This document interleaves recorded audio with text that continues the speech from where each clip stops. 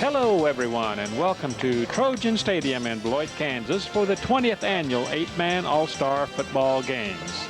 This morning's Division II game and this afternoon's Division I game provide the ideal venue for showcasing the talent of outstanding seniors playing the 8-man game throughout the state of Kansas, with many of the players in today's games going on to take up the challenge of collegiate football.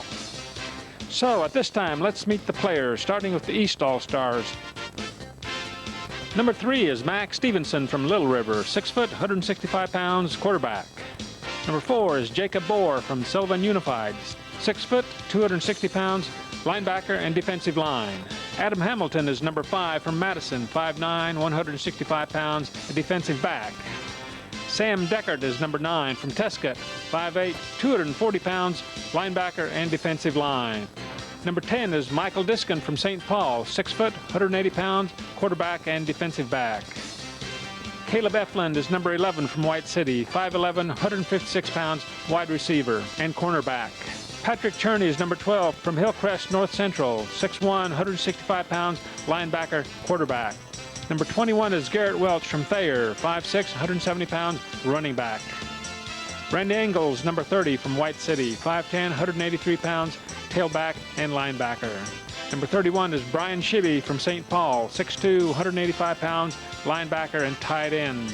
Logan Gustafson is number 32 from St. Xavier, 6'4", 180 pounds, quarterback and linebacker.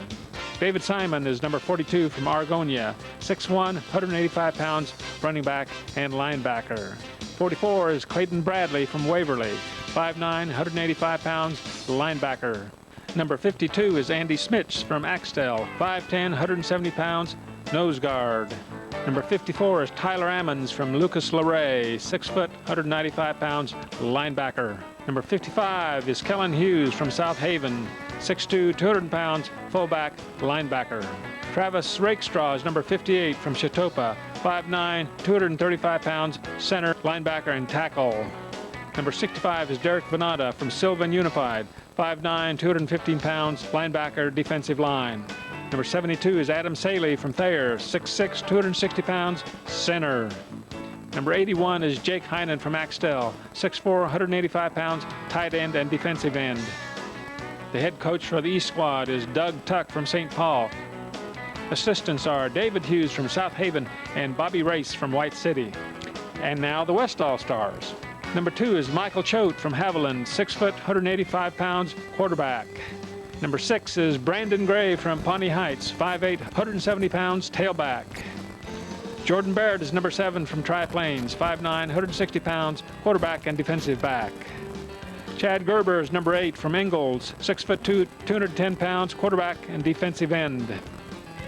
Number 16 is Jesse Hilburn from Northern Valley, 5'9", 135 pounds, defensive back. Bo Cox is number 20 from Weskin, 5'9", 175 pounds, running back.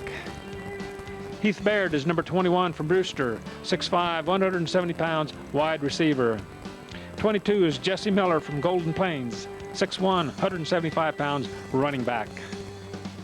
24 is Bryce Trump from Palco, 5'11", 200 pounds, fullback, linebacker. Number 31 is Eric Dvorak from Hanston, 6'3", 185 pounds, linebacker. Number 32 is Mark Johnson from Healy, 6'5", 225 pounds, tight end and linebacker. Number 33 is Matt Rose from Haviland, 5'8", 225 pounds, guard, nose guard. Number 34 is Dustin Bain from Western Plains, 6'1", 170 pounds, quarterback, defensive back. Philip Brose is number 41 from Hanston, 6'1", 190 pounds, end.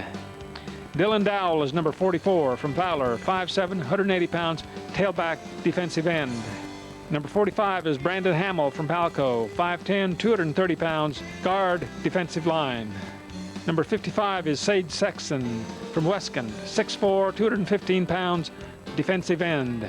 Sean Hayden is number 58 from South Gray, 6'3", 215 pounds, defensive line.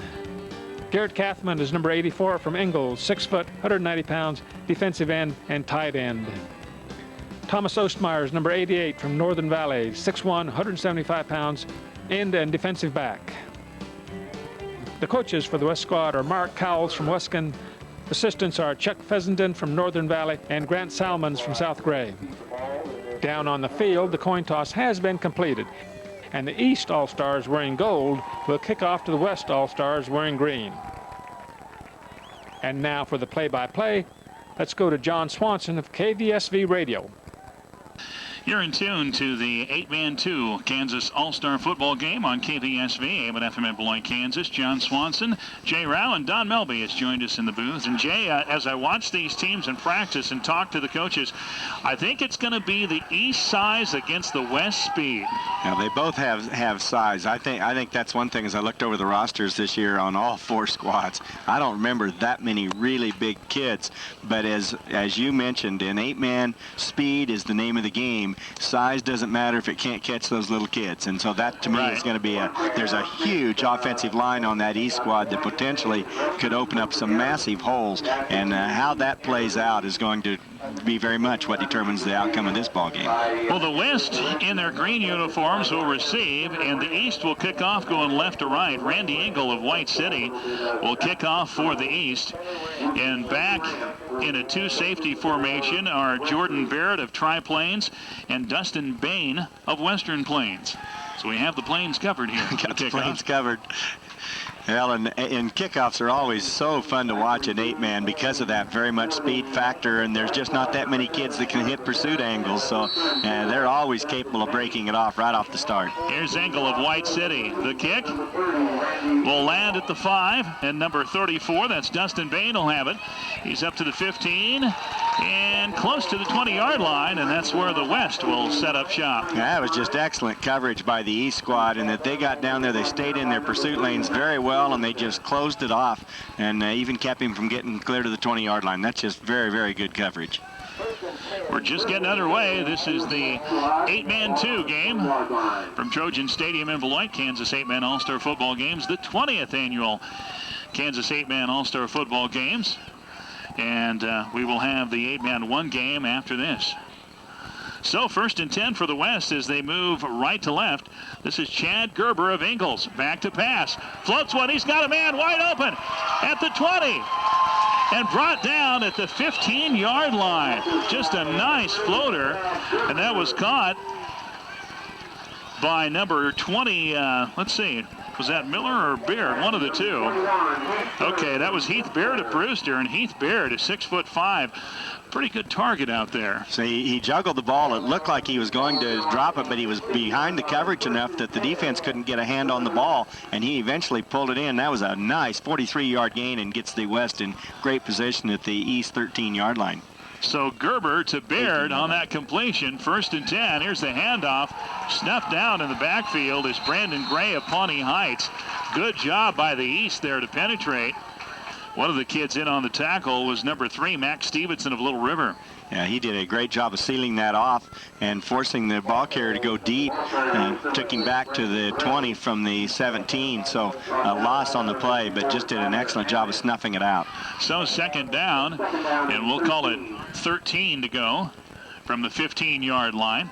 Here's the pitch to number 20, Bo Cox of Weskin. A fumble, but they're going to say his knee was down first, I think. Let's see.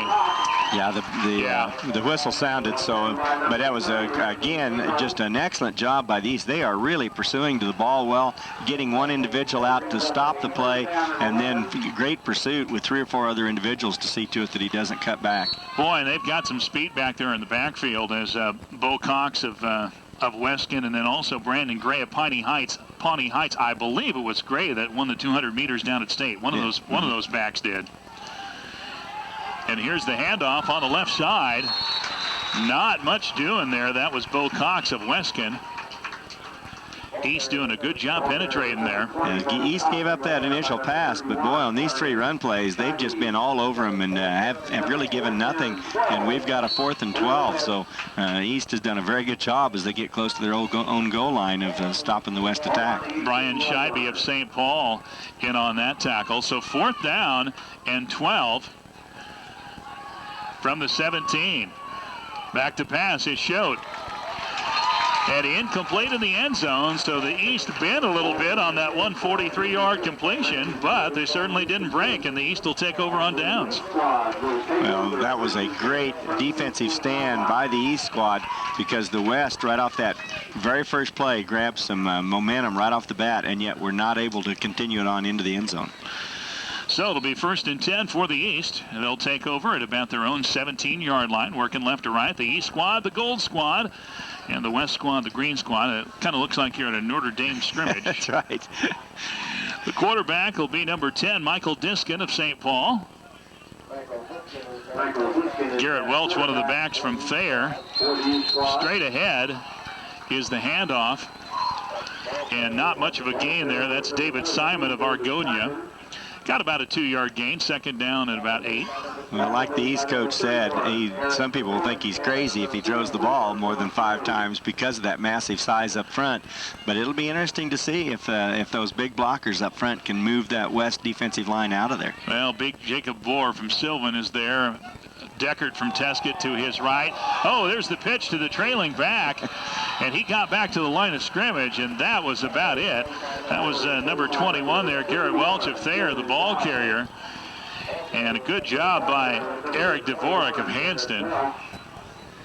Well, he met the quarterback on that option play, and he did exactly what his job is. You take the quarterback either way, and he just lit him up. But the quarterback, to his credit, did his job and got the pitch off just before he was nailed, but only 1 yard on the play because the rest of the West defense came up to stop it. So 3rd down and 7 for the East, working their way left to right. Diskin of St. Paul, the quarterback, direct snap to him in the shotgun, and he's going to get up to the about the 25, but short of a 1st down by about 5 yards. So the East will be put in a punting situation. Now, both sides, right off the bat, have shown defensively those kids have come to play. I mean, there is some great hitting going on. Excellent team defense from the standpoint of getting more than one person to the ball carrier. So right now the defenses are clearly dominating. And Max Stevenson of Little River will punt for the East. Not a bad kick. Crosses midfield. And they're just going to let it roll. Back there was Dustin Bain of Western Plains. And so that'll roll to about the 23-yard line. So each team has had a possession. And now the West will take over, working right to left with 8 minutes to go in this first quarter of play. Well, only one pass attempted so far by either team, and it was good for 43 yards. Right, so right. I imagine there's some wheels clicking at this moment, thinking, maybe. Right, right. But that is true. You get the defenses sucked up with the run, and it does open that passing game up. 1st and 10. This is Schote with it, and he's going to go around right end and gain a couple of yards. But pretty well sniffed out there by the defense as Brian Scheibe of St. Paul makes the tackle. It was just a nice follow your blocker or your fullback up into the hole, and for a moment it looked like it might be going to open up to pop to the outside, but then the East sealed it off real fast. 2nd down and 7. 2-back set behind Schote. And here's the handoff straight ahead. Breaks a tackle. And now across the 35-yard line for a 1st down. That's Brandon Gray of Pawnee Heights. Good job of breaking a tackle there by Gray to give him that extra yardage to get the 1st. He did look like he was stopped after about a nice quick 3-yard gain, but he just bounced backwards and just immediately took off again and was able to turn that into a first down with 10-yard gain. So the West with their 2nd 1st down of the ball game. 7:09 to go first quarter. We're scoreless in the 8-man 2 Kansas 8-man All-Star football game. Handoff on the left side is Brandon Gray of Pawnee Heights, showing his quickness as he got through the hole in a hurry, and he's down to the East 32-yard line. A little inside reverse, and it looked to me to begin with like he was going to take it outside, and he did a Barry Sanders cut. He just left the defense standing there grabbing air and turned it into another 1st down. They're clear down to the East 33-yard line. So that's the 3rd 1st down for the West. The East says, well, you can have all the 1st downs you want. We just don't want you to score. 1st and 10. Well, maybe they're not saying that. The defensive coaches probably aren't. And here's the handoff on the left side again. This is Heath Baird of Brewster. Oh, no, I'm sorry. That is Jesse Miller of Golden Plains. I got 21 and 22 mixed up. So Miller of Golden Plains gains about 3 yards, 2nd down and 7. West is using a lot of misdirection, and that again was one of those little inside reverses, and it's doing a good job of cutting down on some of the pursuit by the East squad. Michael Choate from Haviland is the quarterback. Fakes the reverse and takes it himself on the right side, and he'll be down close to the 25, so he'll bring up a 3rd and short for the West. 5:59 to go in a fairly fast-moving first quarter here. Well, we talked about earlier that one of the keys to the 8-man game is the speed and the fact that you don't have as many people in the pursuit angle because you've only got 8 men out there instead of 11, and that's what this misdirection is doing. It's cutting down on even that. 3rd and short. Choate has trouble with the snap, picks it up, but he's swallowed up there by a couple of the East, including Andy Schmitz of Axtell. He was fortunate he got that back because he mishandled the snap, and a lot of times everybody's running around and the ball gets kicked around, but he was able to get back on it, pick it up, and actually turn it into about a 1-yard gain. So 4th down, and we'll call it 3 to go for the West. The ball sitting at the 25-yard line of the East. We're scoreless here in the Kansas 8-man 2 All-Star football game. The Division I game to follow at 2 this afternoon. You'll hear it right here on KBSV. Back to pass is Choate. Got a man. Good defense, though, and knocked away at the last minute in the end zone. Good defensive play there by number 3, Max Stevenson of Little River. He was beaten early, but the pass was just a little short, and the receiver had to turn around and kind of run backwards and wait for the ball to get there, and that gave Stevenson an opportunity to recover. Came up real close to an interception, but this is actually better because they get the ball out at the 25-yard line. Interception in the end zone would not have been quite as far out on the field. The pass intended for Thomas Ostmeyer of Northern Valley. The West with some, certainly with some tall targets out there. 1st and 10 for the East, moving left to right. This is Michael Diskin of St. Paul. And there's a pass, complete. A little screen out there to Garrett Welch of Thayer. And he's going to be back to the line of scrimmage. Bryce Trump from Palco did a great job on that defensive play. He was being blocked and was able to fight off the blocker and get around there about the same time the ball got to the receiver and stop that for no gain. If he gets blocked, that's at least a 15-yard pickup down that sideline. All right, so 2nd down. And we'll send it down to the guys after this play for an interview. Here's the handoff, straight ahead, a short gain, and it looks like Aaron has gathered up one of the defensive players, Clayton Bradley of Waverly. Aaron? That's right, John. I'm here with Clayton, and your defense came out. They threw that big play on you, but you guys have done a nice job bouncing back. Yeah, we're just trying not to give up the big play, stuffing them inside, and just play good D. You gave up a little field position now, but it looks like your offense is starting to wheel. Is that kind of the game plan now? Yeah, just pound it in them and take it for a touchdown. All right, thanks a lot. Yep, thank you. Back to you guys. All right, thanks, Aaron. That's Clayton Bradley of Waverly. 3rd down, Diskin of St. Paul back to pass for the East. And good defense by the West as he's run down there and might have gained a yard.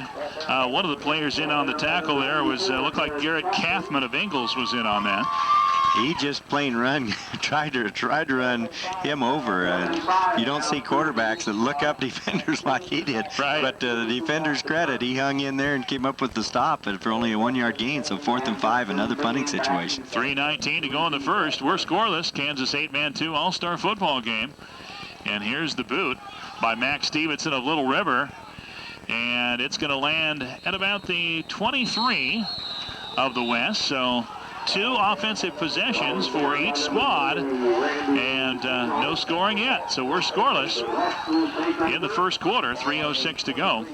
Well, and as you said, kind of jokingly there, that the East philosophy is bend but don't break. That's exactly what's happened. Right. Both times the West has penetrated pretty deep into East territory, but both times on 4th down they were able to stop them. Now, the East on offense hasn't generated anything yet. It's been 3 and punt each time, but we'll see if that philosophy can continue to work well for the East squad. Chad Gerber of Ingalls back in there, a quarterback for the West, and boy, handoff straight ahead, and the running back there is snuffed. That's Bo Cox of Weskin. He may have gotten back to the line of scrimmage, but the East pretty swarming there. Clayton Bradley from Waverly penetrated in there and was the initial contact, but the East had 5 kids on that ball carrier, just like ugly on an ape. It was that quick on them. Second down, and that's quick, folks.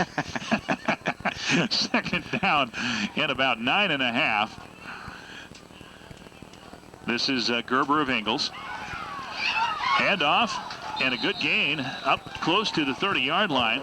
Actually, he never did hand it off. He faked the handoff, kept it himself around left guard. So Gerber of Ingalls, and Gerber, you know, he's a pretty big kid. He's 6'2", 210, and I've seen him air it out pretty good, and we saw him do that first play of the game, air it out. And he came so close to breaking that because he did break 2 tackles, and it was the last man that had a chance to bring him down.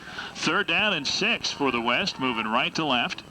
Ball at their own 29-yard line. Gerber of Ingalls, the quarterback. Option play, and he's going to be torn down there. And Randy Engel of White City started it, and Tyler Ammons of Lucas Luray finished it.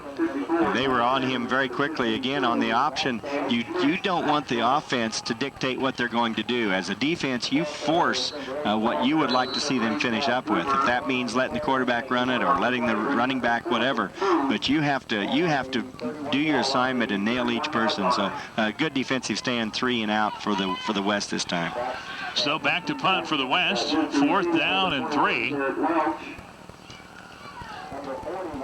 And the kick, a high kick by Dylan Dowell of Fowler. Welch of Thayer back there for the East. And then let's see where they end up spotting that thing at about the 30. So the East came out of that pretty good. Very good. They gave him 7 yards on the entire possession, forced the punt, and this is the best starting position for the East today as they're starting on their own 30-yard line. $1:17 to go first quarter in the 8-man 2 division, Kansas 8-man All-Star football game. The one Division I game to follow this afternoon. We'll have the pregame at 1:30. Diskin of St. Paul pitches back to number 30. That's Randy Engel of White City. He turns the corner, and he has a nice gain for the East up to about the 37. Sage Saxon from Weskin is really forcing the East to make some quick decisions. He is coming in so hard from his defensive end position, and he's taking the quarterback out every time, and he's forcing that quarterback to pitch a lot sooner than I think he would like. And what that gives your defense an opportunity to do is make the rotation like they want, come up with the stops, and they're playing that very well. Well, that front of the East is massive with Bohr, Deckard, Veneta. That's huge. And I saw him boring out holes in practice. Here's the handoff straight ahead. Going to be very close to a first down for the East. Across the line, and that was just exactly what you said. They just gave it to those big boys right behind him, and those kids just pushed that whole line of scrimmage about 3 yards to the west and able to come up with the first down. So 1st and 10 for the East. They'll have it. Will we get another play in? We've got 20 seconds. Yeah, we should get one more play in. That was Engel on that last carry. 1st and 10 at midfield. Here's Engel again from White City. He's to the 35 and into West territory at the 33-yard line. That's number 30 for the East running hard. That's Randy Engel of White City. And that's your first quarter score. East 0, West 0.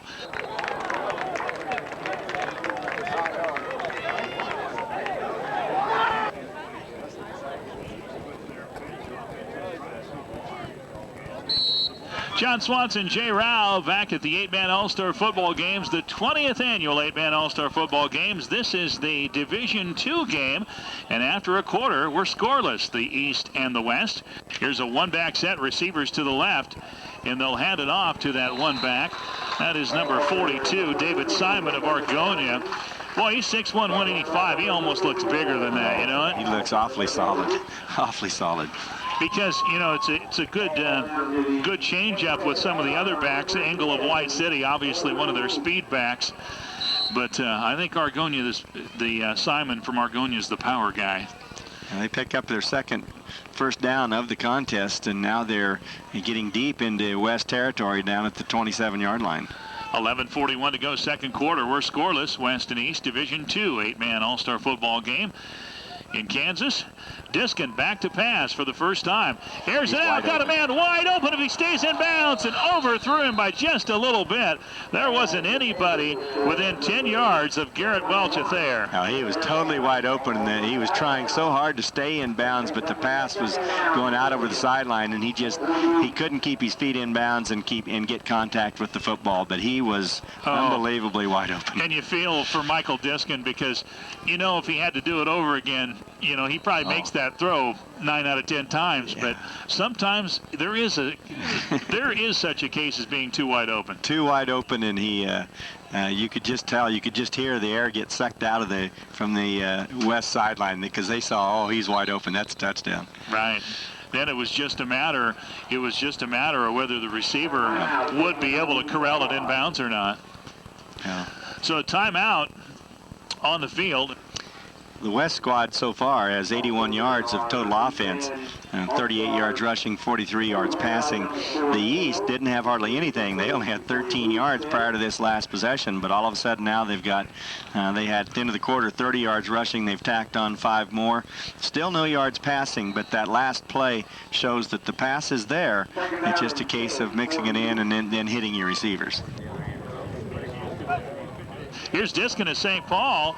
A running play got down to about the 30 or the 20-yard line. You know what? I don't know if that was a fake to the running back or a broken play. You think that was just a fake? Yeah, that's that counter option, in that he fakes it one way and then turns and follows the other running back on the other side, and just about broke it again. I mean, they are very close. They're opening up some nice holes up front, and if you can get through that initial line of scrimmage and go one-on-one on some linebackers, you might be able to break yourself free.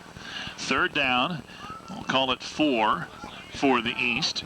They're at the West 22-yard line. 2 backs behind Diskin of St. Paul. He'll give it to the second man through. That's number 21, Garrett Welcheth there. Defense. Boy, good defensive play there by Bryce Trump of Pelco and Dylan Dowell of Fowler. You know, Aaron and I saw Bryce Trump as we did St. John's and Pelco early in the year, and we called his name a lot that day, and I think we're going to today too. Going to again. I don't know if he ran down to Fowler to help fix their school. You know, their school got hit by that tornado here 2 nights ago and lost part of the roof and some other things, but I don't know if he went down to help out on that or not. 4th down and about 5 for the East. Ball at the 24, working right to left. 10:13 to go, second quarter. We're scoreless, West and East. Kansas 8-man 2 All-Star game, the Division I game to follow this afternoon at 2. Back to pass is Diskin. He fakes, now puts it up. Good defensive coverage in the end zone, and the pass is broken up. Good defensive play there. That was intended for number 81, Jake Heinen of Axtell. Phil Brose was right there in beautiful coverage. He did not bite on the original out pump fake, stayed with his man, and it was right there. Maybe the size of the receiver might have come into play, but he was right there to get a hand on it and knock it away. So the East comes up without any scoring either. They drove the ball nicely from their own 30, but the drive stalls at the West 24-yard line. So we've got a 1st and 10 for the West at their own 24. Looks like the boys are making it over to the West sidelines too for an interview. Oh boy, handoff in the backfield, and that play is snuffed out. I believe that was Gray of Pawnee Heights, the ball carrier. Good job by the East defense. Just right there. Again, the defenses for the most part have really dominated. Each has given up an occasional big play and a nice sustained drive just a little bit ago, but for the most part, especially when it gets inside that 20-yard line, both defenses have really stiffened up. Chad Gerber of Ingalls is the quarterback for the West. 1 back set, 2 receivers to the right. Back to pass is Ingalls.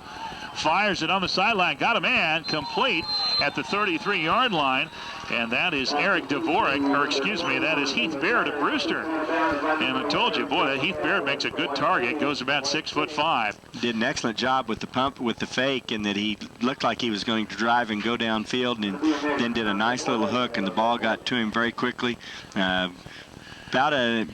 Now it looks to me like about a 10-yard gain, so it's going to be a real close first down. We're getting ready to set it down to the sidelines, and let's see.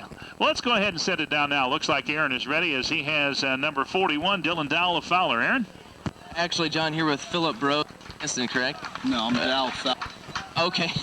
I'm looking on the wrong roster then. But anyway, we're talking about defense now, and you guys have done a nice job countering with some excellent defense. They try to kick it around the outside on you, and you kind of said none of that today, huh? Yeah, we've been working on not letting them go outside all week, so it's no surprise they're not making it.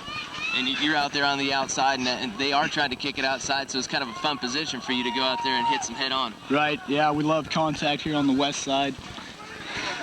All right, thanks a lot.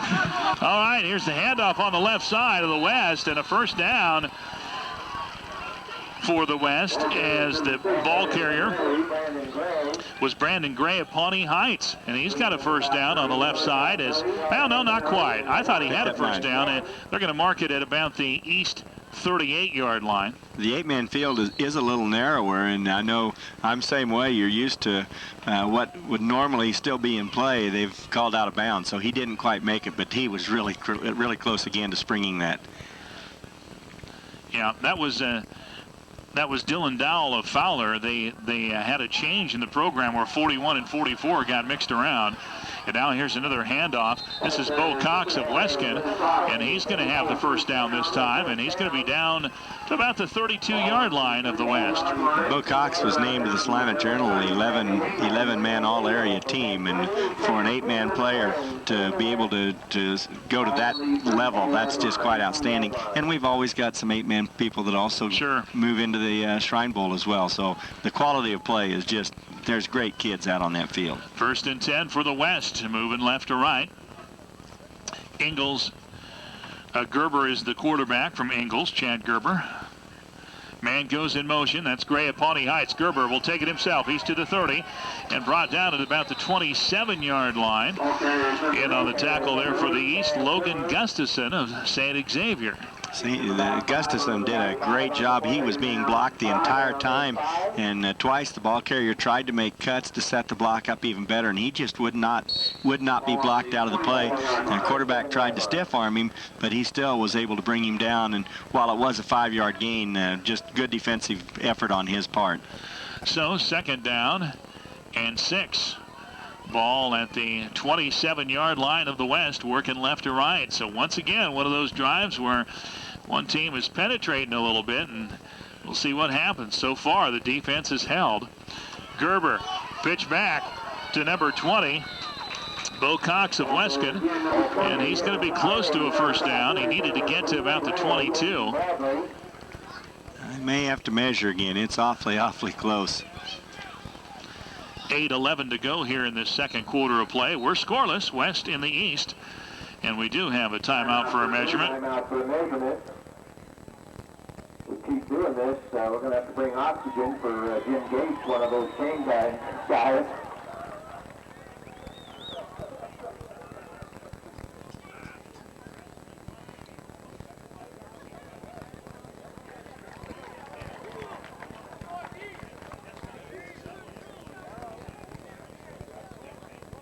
And it is indeed a first down.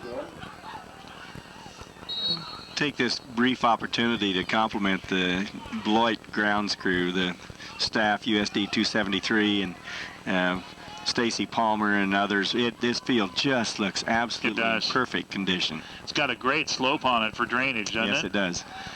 Ingalls back to pass. Or Gerber, rather, over the middle, incomplete. He wanted Brandon Gray of Pawnee Heights at the 5, and good defensive coverage there. And there again is Max Stevenson of Little River. I've called his name quite a few times, but he appears to be able to dog those receivers pretty well. Quarterback stepped up into the pocket well. It was good defensive penetration that forced him to do that, but when he stepped up, he was wide open to complete his pass, but just a little bit off the fingertips. Second down and 10. Ball at the 22 of the East. The West working left to right. Chad Gerber of Ingalls, and there's going to be, well, let's see if they made him move or not. There was looked like the defense jumped. Defense penetrated. Now, did any movement bring them off sides? Now the West is clapping. That's right. Well, so's the East. Having a hard time reading this one. Okay. It is going to be a penalty on the East, so they'll move the ball 5 yards.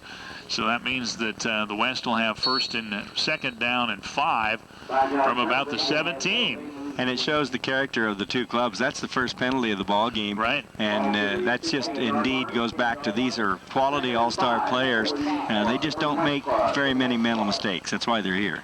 Chad Gerber of Ingalls has one back behind him. That's Bo Cox of Weston. And he gives it on a little reverse, but boy, that is snuffed out for a loss. And in on the tackle there for the East, Tyler Ammons of Lucas Luray. He was one of three. Cox was bouncing around like a ping pong ball in a storm there. He'd get hit by one kid and break free, but it was the second kid to nail him, and he'd break free, and he got hit by the third kid, and there was no breaking free that time. Swarming defense for the East. 3rd down and 12 from the 24-yard line of the East.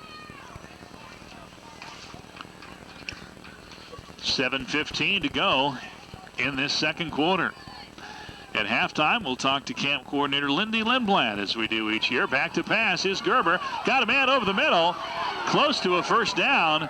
And there he's brought down by a couple members of the East. I believe there's going to be a holding call, though, and that the flag was thrown by the umpire back into where all the big fracas is going with the big boys. That usually means an offensive holding, and yes, indeed, that's yeah, that wipes out the game. That would have been close to a first down. That was to Mark Johnson of Healy. And, boy, you talk about a big target, 6'5", 225. And he came underneath the coverage after everyone else went deep and was nice and open, and the quarterback got the ball to him, but the defense brought him down without him getting the first down. But it's all moot point as that ball gets moved back, clear back to the 35-yard line. So that's going to make it 3rd down in the better part of Mitchell County. That's right.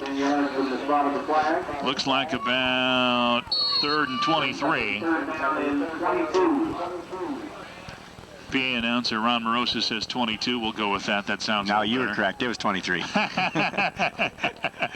Ball at the 35-yard line of the East. The West working their way backwards here. Back to pass is Gerber from Ingalls. Spins out of a tackle, but then he is sacked. Good defensive pressure. And that's number 52 of the East, Andy Schmitz of Axtell. Now that once they had that last first down, that was a drive going backwards. They had the penalty for the holding. They had a loss of 7 on Cox. Then they had a sack. So instead of the West coming up with a touchdown, the East takes over in their own territory at the 39-yard line. Yeah. Well, actually, yeah, back to punt for the West. Oh, that's right. That was just third. Yeah, that was just a repeat. A high kick, but very, very, very short. And that is going to bounce to the 30-yard line of the East. So once all said and done, the 4th down punt, boy, didn't gain much. Not gain much at all. And the East will have the ball at their own 30. So an 11-yard punt was all that was. So the East came out of that in great shape, considering how close to the goal line the West had penetrated. Looks like the guys are going to round up one of the East players here. And we'll have that interview for you here in a second. Looks like Andy Schmitz of Axtell will have it after this play. 1st and 10 for the East. Diskin, the quarterback from St. Paul. Handoff straight ahead. A short gain. Looks like Aaron has Andy Schmitz of Axtell. Aaron? Yeah, John, I'm here with Andy Schmitz, and big sack there helping your defense out. Yeah, just trying to do what we can on the line. You bet. And it looks like it's going to be a defensive battle, and you guys are able to get in there. They had great field position, and you guys were able to push them back. How big is that in this game? That's a big thing here. We got to push them back, kill them to score. This is all defensive game. Give them time to throw it. You got to get in there on the line. All right. Thanks a lot for your time. Yeah, thank you. That's Andy Schmitz of Axtell, one of the linebackers doing a good job for the East. And now the East with a 2nd down and about 6. Diskin will keep it himself. He stood up at the 35-yard line. Good defense there by the West. That was that counter option again where he fakes it to the right and then comes back on this side, kind of like a naked boot, and did a good job on the defense to not be fooled by that initial motion and put the stop for just 2-yard gain. So it's 3rd and 5 now for the East. 4:54 to go, second quarter. We're still scoreless. It was kind of this way the first game. The games last year started off with not much scoring for a while. 3rd down and 5. Diskin of St. Paul, 2 backs behind him. He'll pitch to Randy Engel of White City. And he tries to turn the corner, gets a couple yards. But again, you know, the pursuit by both of these defenses just very good in the early going. Well, you talked with one of the coaches earlier in the week in one of the interviews, and that was his comment. And it's pretty well standardly known that in an all-star game, the defenses are always ahead early just because defense is a game of reaction, whereas offense, you have to, it's timing, it's sets and formations and everything else. So right now, the defenses are still predominating. 4th down and 4. Back to punt for the East is Max Stevenson of Little River. Looks like Dustin Bain back there for the West for Western Plains. Good punt by Stevenson. Goes into the end zone. But a good boot there by Mack, and it'll be a touchback, so the West will take over. So we're still scoreless with 3:53 to go in this second quarter of play. This is the Kansas 8-man All-Star Football Games, the Division II game on KPSV, AM and FM in Beloit, Kansas. The Division I game to follow this afternoon at 2. We'll have the pregame at around 1:30. So as Ernie Banks used to say, let's play 2. Wrong sport, but it still works. Still works. You're not kidding. 1st and 10 for the West at the 15-yard line, their own. Back to pass is the quarterback, Choate.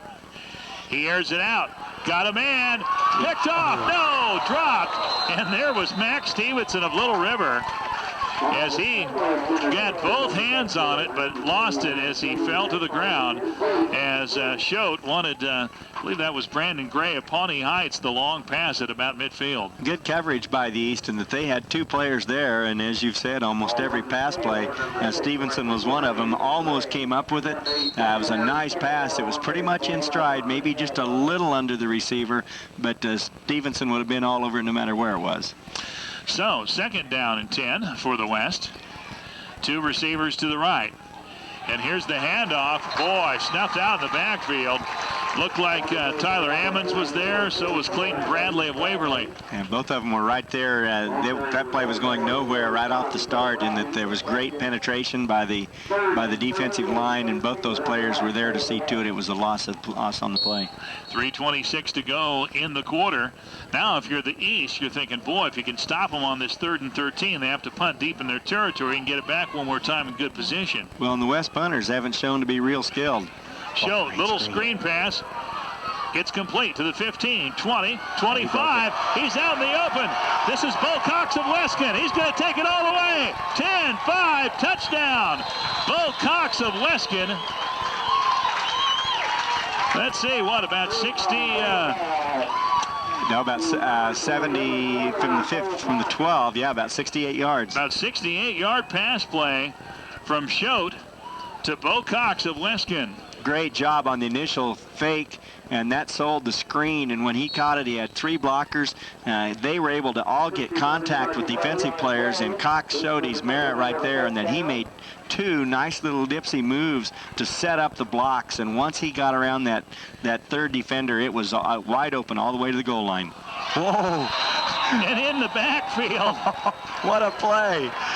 Oh, my. That was a handoff to the tailback who goes running up to the line of scrimmage, and all of a sudden, about a yard behind the line, stops and jumps straight up in the air, the old jump pass. I haven't seen that in years, to the tight end wide open for the 2-point conversion. So the 2-point conversion is good for the West. Makes it 8-0 after that 68-yard pass play from Michael Choate of Haviland to Bo Cox of Weskin.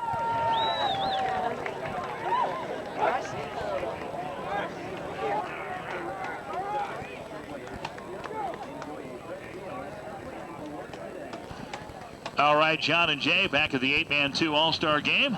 Kansas 8-man All-Star games. And on that 2-point conversion, it happened so fast. It was Bo Cox of Weskin got the ball, the running back, and threw the jump pass to Thomas Ostmeyer of Northern Valley for the 2-point conversion. Here's the squib kick, taken at the 20, 25, 30, 35, and out near midfield is Caleb Eflin of White City. So the East is still going to have pretty good field position as they take over, trailing 8-0, 2:56 to go second quarter. And he got a great block by his teammate Randy Engel. It's a good hard collision, but there is a flag back on about the 33-yard line, probably for it was a low block, so that's going to move it back. Yeah. Oh, wait a minute. They're going to call it on the defense. They're calling something on the West. So the East is probably going to be in the West territory to start this drive here. Well, a lot of times the people coming down in coverage, if they're the first one down, they'll try and take out some of the blockers by just knocking them down, and that gets rid of some of the protection. But once again, you cannot block below the knees on any kicking play like that. Right. So if that's what he did, that's what they've called, and that's going to move the ball from the end of the run.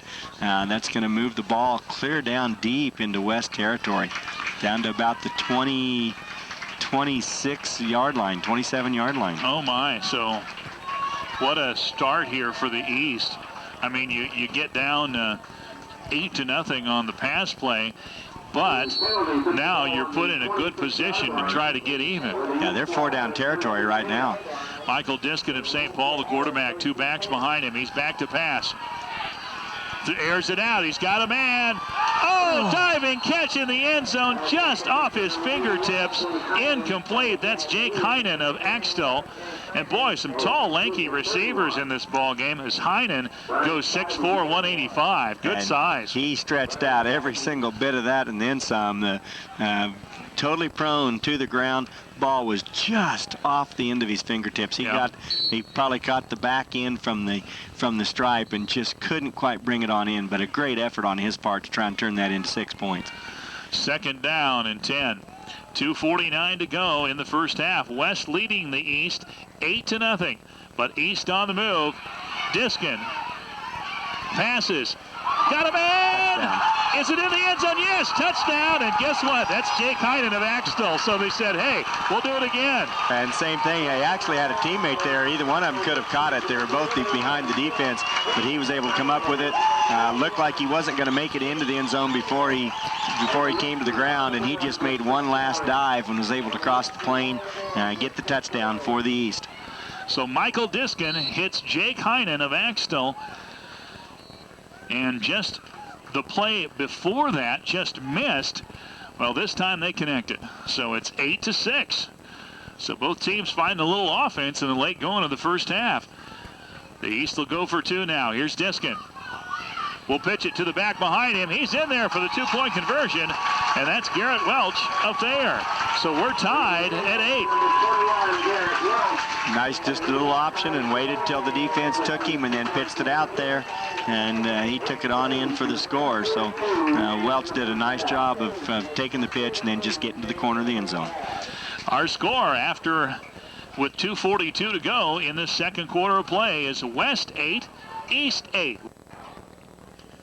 You're in tune to the 8-man All-Star football games in the state of Kansas on KPSV, AM and FM Beloit.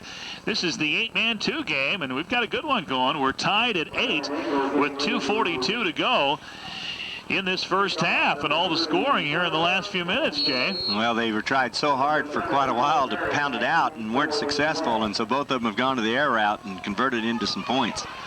Now a little razzle-dazzle reverse for the West on the kickoff. Ball brought back to the 22-yard line. And let's see, Jordan Barrett of Tri-Plains took the handoff on that and brought it back to about the 22. And the boys are busy preparing halftime interviews. Mike Schrant and Aaron Rutt will have some interviews at the half here. They're walking toward the West, lining out their plan of attack here shortly. Yeah, Mike needs to put a little sunscreen on. I'd hate to see him get burnt. Choate has a wide open man, incomplete. Oh my, that's number 44. Philip Brose of Hanston. And, Brose was wide open at about the 35 of the East. A ball maybe just a little bit too long for him. And a nice little crossing pattern on his part, and just like you said, he was 10 yards from anybody. If he catches it, it's 6, if he can keep his feet, but just off his fingers. Yeah, and he's kicking himself. He thinks he should have had it. Yeah. 2nd down, Choate back to pass. He's got pressure. He better be careful. Here's the screen pass.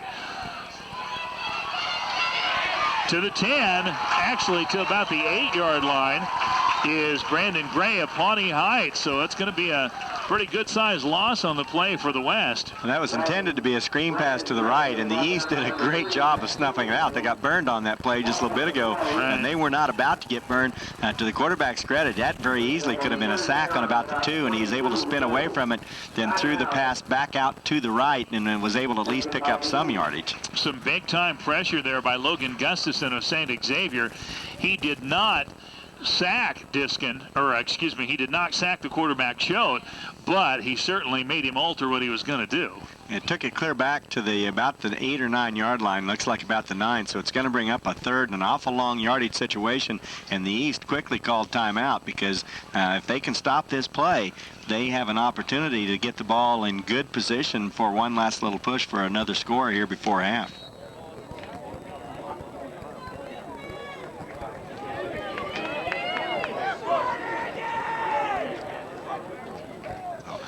Third and long. Back to pass is Choate. Pressure again. Running around the end zone. Doing a good job, and now he'll float one out.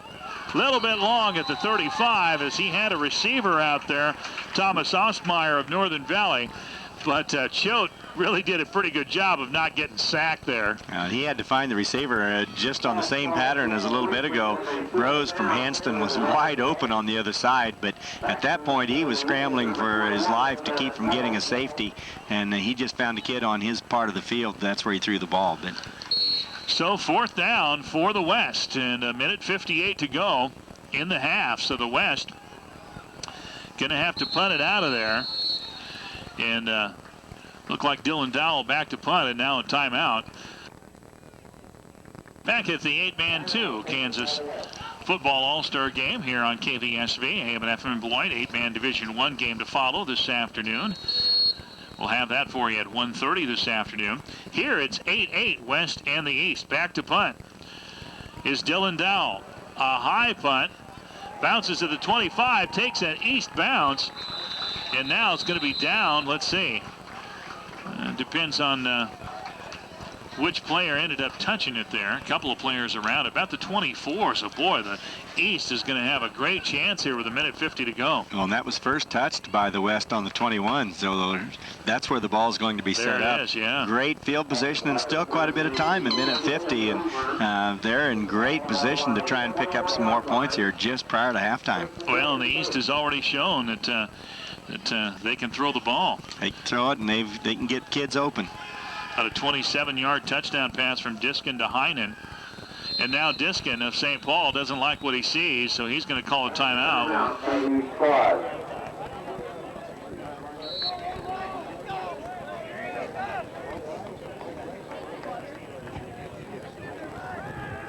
All right, 1st and 10 for the East at the West 22-yard line. Back to pass. Diskin has a man. Little middle screen. Going to be down to the 10-yard line. And that's Randy Engel of White City. And, you know, we've called Randy Engel's name a few times. Very quick. And he had the great block on the kickoff there a little bit ago. That was just another screen pass, this time by the East, and not quite as effective as the big one for the West, but still picked up a first down, gets them down to the 10-yard line, and now a lot of time yet where there's only 4 downs left. So 1st down, they need to get into the end zone. They can't get a 1st down without scoring. Here's the pitch to the back, 10, 5, and knocked out of bounds is Caleb Eflin of White City. Or excuse me, that was Garrett Welch of there. For some reason, 21 and 11 look alike to me. I don't know why. But no, that was Garrett Welch of there. 5'6", 170. So he's got a little tank in him. And picked up a great block by David Simon, and even more was able to get out of bounds, so saved their last time out.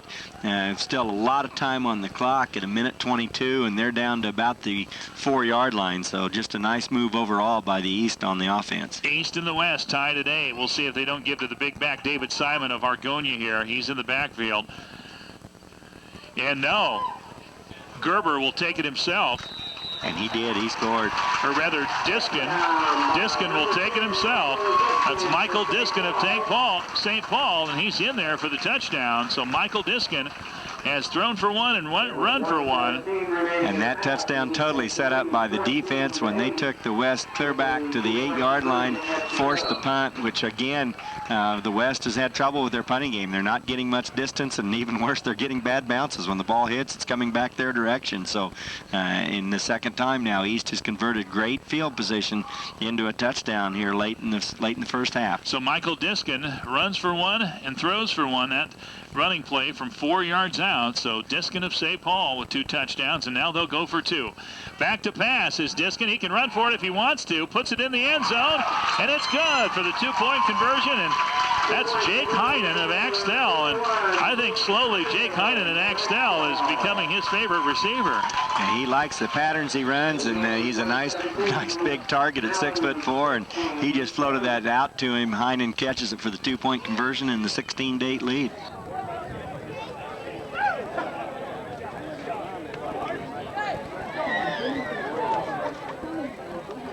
John Swanson, Jay Rao back at the Kansas 8-Man All-Star Football Games, the 20th annual games. This is the 8-Man 2 game, the 8-Man 1 game to follow.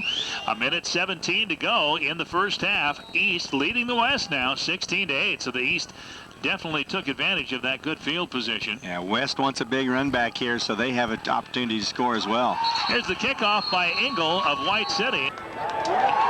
And that goes into the end zone and off Dustin Bain's hands from Western Plains, so that will be a touchback, and the West will take over at the 15 with $1:17 to go. But you know, like we said earlier, Jay, the West here, they had a 3rd down and forever, and they throw a 68-yard touchdown pass, so never say never, I guess. No, and we talked about Brose from Hanston was wide open. They dropped one ball, but he was wide open on another, and I have the feeling the West coaches picked up on that, and you're going to see that play again.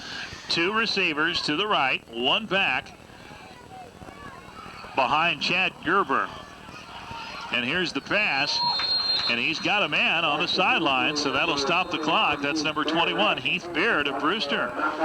So with Gerber's arm and these tall receivers, maybe they'll work the sidelines a little bit and then try to throw one down the middle. Picked up a 1st and 10, picked up an out of bounds, so the clock stopped. It would have stopped on the 1st down anyway, but now it won't start until the snap of the ball. So good offensive production by the West. 1st and 10 West from their own 27-yard line. This is Chad Gerber of Engel. Strong arm. Watched him in practice float a few. Oh, an incomplete as he wanted Thomas Ostmeyer of Northern Valley. And Thomas was just making his cut, and the ball was already there. Yeah, that was a timing pattern, and he went about 12 yards deep. The quarterback threw it for about a 10-yard deep, so by the time he turned around, the ball was already past him. And it was there. Yes, it was. It would have been open. It was yeah. a nice pattern by Ostmeyer. 1:09 to go, 16-8. The East leading the West. East has it, 2nd down and 10. Back to pass. Gerber will run. No, he'll keep it. Got a man open. Throw it. Got a man open. That's Gray of Pawnee Heights. He's at the 3-yard line. Number 6, Brandon Gray of Pawnee Heights, and there's the arm strength by Gerber. Oh, and he just flipped, didn't even step into it, just flipped it with his arm. And it was a matter of Gray had his man beat by 7 or 8 yards, and it was just a matter of being a center fielder waiting for that thing to come down. A 50-yard completion takes the ball down to about the 3 or 4, still with 59 seconds. So once again, a lot of time left. I think they've got 2 first down or 2 timeouts left, so plenty of time to get a final touchdown in. 16-8, East leading, but the West knocking at the door. Handoff straight ahead. And in there for the touchdown is Bo Cox of Weskin. Touchdown by number 20, Bo Cox. So a 4-yard touchdown run by Bo Cox. And the West just a 2-point conversion away from tying it up. Well, I thought at the time, the way these two teams are throwing the ball, that might have been an East mistake to have scored as quickly as they did. And sure enough, the West took full advantage. They had poor possession after the kickoff. A great job by the East to kick it into the end zone. And it didn't matter to them. They took advantage of it. And great pass to set up that touchdown run by Cox. So here we go. 45 seconds to go in this first half in favor of the East. This is Gerber of Ingalls. He's been the quarterback on this drive, and his arm has been a big part of it. He's back to pass. He's got a man in there. It's Bo Cox of Weskin. So we're tied at 16. That was a great play because, again, he faked over the middle and then was able to hit Cox out of the swing, and Cox pretty well just walked across. So a tie ball game here. As I don't know, is there plenty of time left? There's still 45 seconds. 45 seconds. So no scoring at all until 3 minutes to go in the second quarter. And now we've had 4 touchdowns in the last 3:01. Ready to kick off for the West, number 44, Philip Groves. And here's the kickoff. Philip Brose of Hanston will kick it off. It's taken at the 17-yard line by number 5, Adam Hamilton of Madison. And he's going to be brought down at about the 22-yard line. So 39 seconds to go in the half. Like Jay said, all of the scoring has been in the last 2.5 minutes of this half. They've just both exploded in the way they're passing the ball. We talked earlier about both teams thought, well, we maybe ought to run it with our size, but they couldn't get anything going. The other team always neutralized it. But the passing game, there may be some passing records that are going to be up for grabs here because they are really throwing and catching the ball well. So 1st and 10 for the East now. Is 39 seconds enough? Who knows? 16-16. This is Michael Diskin of St. Paul. Hands it off. Good hole. About a 7-yard gain for the first back through. They may be deciding they're just going to collect their breath here after that frantic action. Garrett Welch of Thayer. 25 seconds to go, and the East doesn't seem to be in a hurry. No, I think they're willing to go into halftime and put some thoughts on this about we need to do some stopping on the pass as well as on the run. Sometimes in a situation like this, you can lull the defense to sleep and throw a long one. I don't know if they'll do that here or not. No, they're not going to. They'll pitch it out to Welch of Thayer again. He cuts back, and he has some running room.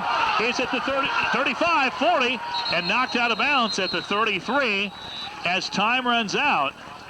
And let's see. I think that will be the last play. Yeah, don't see any flags, so that should end the half. And yes, indeed, the officials are calling the half. Good. Came so close, one player away from going all the way after he cut back the other direction. Garrett Welch of Thayer. All right, looks like Aaron has rounded up one of the coaches on the East squad. Let's send it down to the field. Here's Aaron. Yeah, John, here with Robert Reese, and he is one of the coaches for the East. And what's it going to take second half? What's the strategy? Strategy is just keep doing what we're doing. We've got a pretty good offensive line. We're controlling both sides of the line. We're a little bit more methodical. The big thing we need to do is stop giving up the big plays. The West team's done a very good job getting some big plays. They got a screen pass that they got for us, and they beat us once down the sideline, so they did a real good job in that. We just got to tighten up on those long balls, and we'll be all right. All right. Good luck in the second half. Thank you.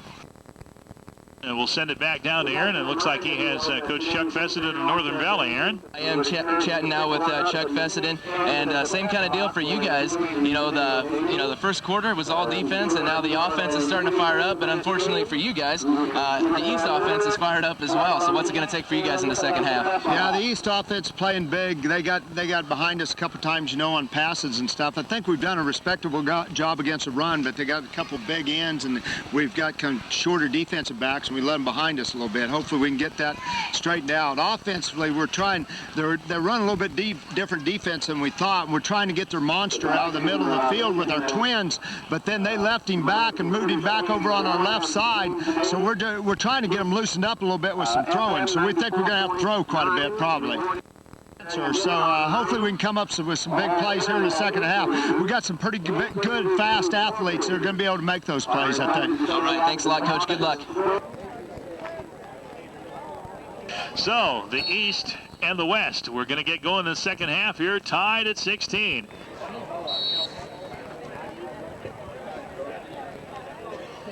And here's the boot. Into the end zone. Good job by Bo Cox of Weskin as he boots it into the end zone for the West. And that has kind of been the punting for the West has not been real good so far. And anytime you can get a boot in the end zone, the kickoff, make the other team start at the 15. You got to do it. Now the East has done that once themselves, and the West converted it into a score with very little time. So we'll see if the East can follow suit and actually get some long distance plays for themselves going. So, 1st and 10 for the East. Working left to right. Michael Diskin of St. Paul is the quarterback. He's gone all the way. And straight ahead is the the big back, David Simon of Argonia. He'll have a nice gain of about 5 yards up to the 20, so 2nd down and 5. I do expect both teams to try and come out and do get something established on the ground, because that will set up the passing even more.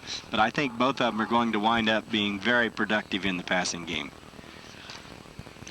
Big Josh Bohr of Sylvan over the ball for the East. He has Veneta on one side from Sylvan and Sam Deckard of Tesket at the right guard position. And there's a handoff, and oh, the West all over that one as they hand the ball off to number 21, Garrett Welch of Thayer.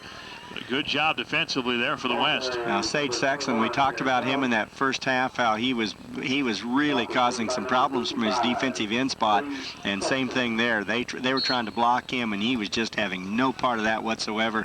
Was able to fight off the block and get all over that running back, throw him for about a 3-yard loss coming up with a 3rd and 8 here. 3rd down and 8 for the East. So Diskin going to operate out of the shotgun. One back set to his right, 2 receivers to his left. Back to pass is Diskin. He wants to air it out. He does. Caught a man. Oh, no, picked off.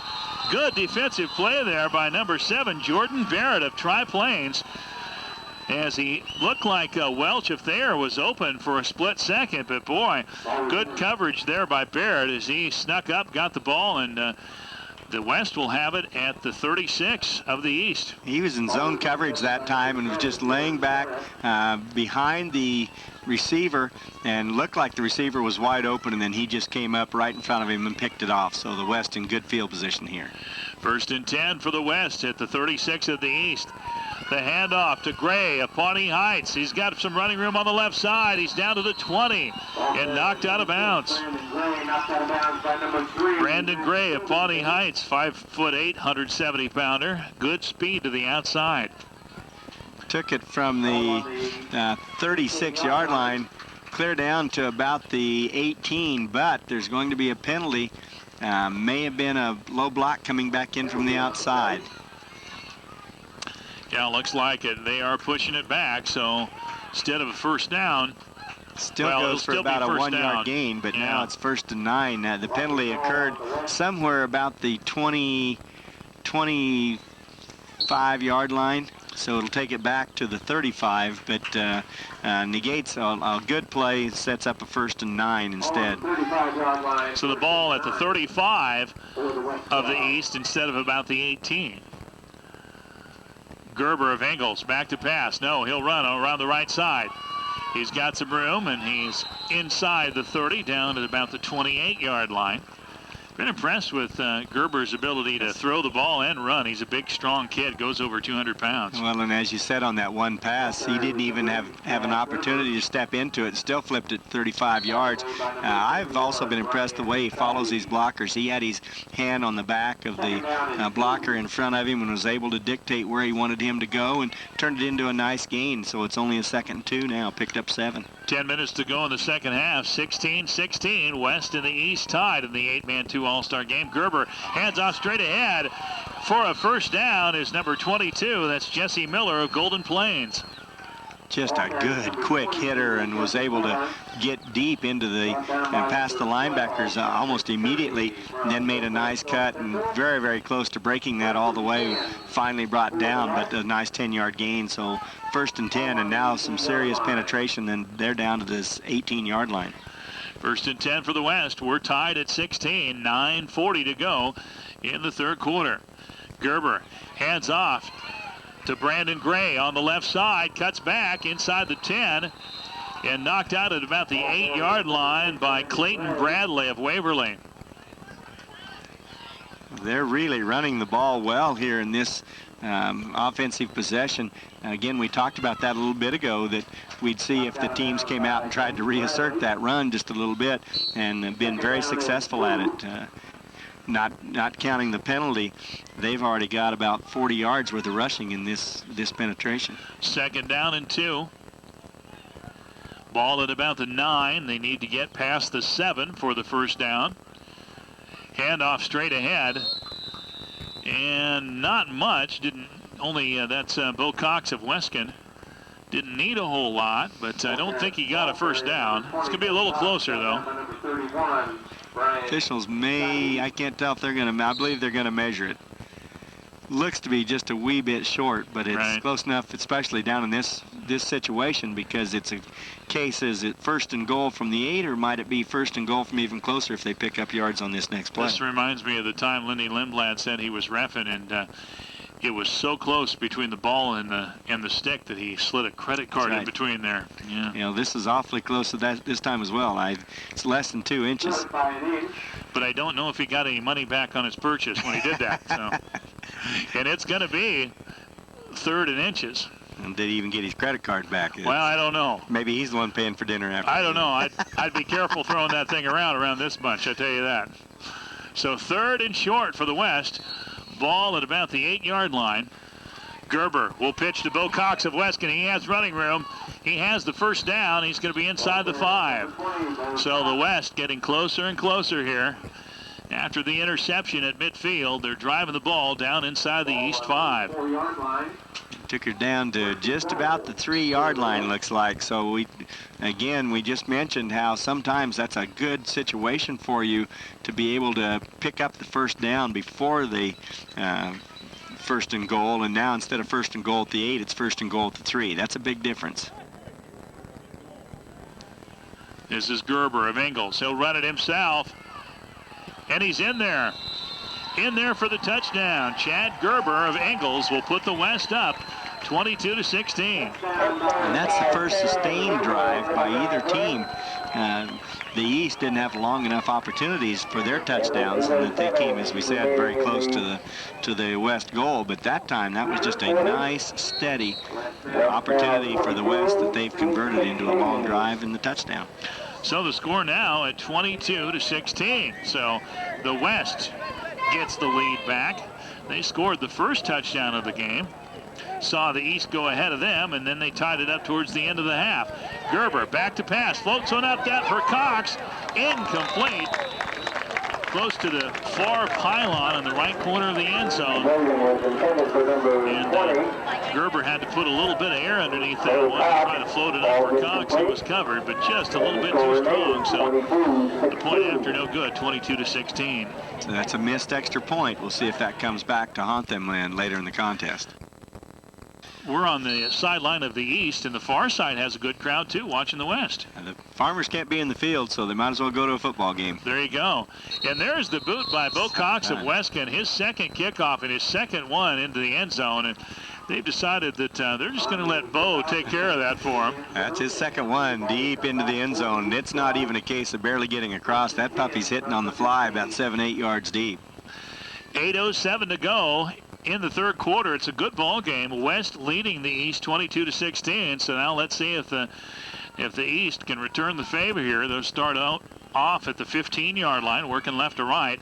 Michael Diskin of St. Paul gone all the way at quarterback. He throws it over to Garrett Welch of Thayer. 20-25 and knocked out of bounds. And just about ran over one of the East coaches there. It's one of those quick spot passes where the quarterback just raises up. The receiver takes one fake step and then steps back, catches the ball. What you're trying to do is get isolation out there one-on-one, and he quickly turns it from the 15-yard line out to about the 33. So a nice pickup on the play for a first down. Looks like the boys are getting ready for an interview, and we'll let you know when they become available for that. Here's the pitch, back to number 30. That's Randy Engel of White City. He's got some running room on the left side. He's across midfield, down to the 38-yard line. We told you, we said Engel's name quite a few times in the first half. Good quickness, good couple, those quick backs will have those good couple first steps as they enter the hole. That's just an explosion step that can get you through a hole very quickly, and you're not having to just plod along and take your shot by getting hit with kids. Just a good move on their part. So it's a 1st and 10 for the East. The ball just on their side of midfield, on this side of the 40-yard line. Diskin will end up keeping him himself, and maybe got past the line of scrimmage. He was tackled there by Philip Brose of Hanston. All right, let's go to the sidelines now, and it looks like Aaron has Chad Gerber of Ingalls. Aaron? Chad Gerber here, and you guys come out, got a big interception, set up that drive. You're able to cap it off with the touchdown. It sounds like you guys got the momentum going over here. Yeah, during halftime, our coaches made some adjustments. They're running a little different defense than we thought they were going to. So we made the adjustments, and it's working well now. All right. Well, thanks a lot. Good luck to you. All right, thank you. All right, and on second down, a running play for the East is going to gain it across midfield. And that looks like number 30, Randy Engel again, and he's going to have about a 2-yard gain. And of course, that interview was Chad Gerber of Ingles, and boy, what an athlete he appears to be, and a nice arm to boot. Nice arm and nice size. Keeps his head under control very, very well with a lot of things going on around him. So, third down for the East. They're at the West 37-yard line. Third down, and we'll call it 8 to go. 6:31 to go. West leading 22-16 in this third quarter. Diskin out of the shotgun. Airs it out. Got a man. Incomplete. Oh, my. Number 11. That is Caleb Eflin of White City. Went through his hands, but the ball was thrown so hard that Welch of White City was standing about 8 yards behind him. He just about caught it. And it also went through a defender's one arm stuck up there as well. So Welch did a great job of staying focused on the ball, but the deflections caused it to come up just a wee bit short, and he couldn't get his momentum turned around to pick it up. Oh, shades of Franco Harris and the immaculate reception back in 72. For the West, number 34, Dustin Bain. Of course, this ball was probably thrown harder than that one. Just a little bit. Fourth down for the East, and they're in punting formation. Here's Max Stevenson of Little River, and here's the boot. Not a bad kick. It's going to go off to one side. Ooh, but it went out of bounds. Yeah, a little worse than I thought. He didn't get a good drop on it, and it didn't come down cleanly on his foot. And instead of getting a kick that would be down around the 10-yard line, instead the West is fortunate to be able to take it up 1st and 10 at their own 25. Yeah, at the 25-yard line.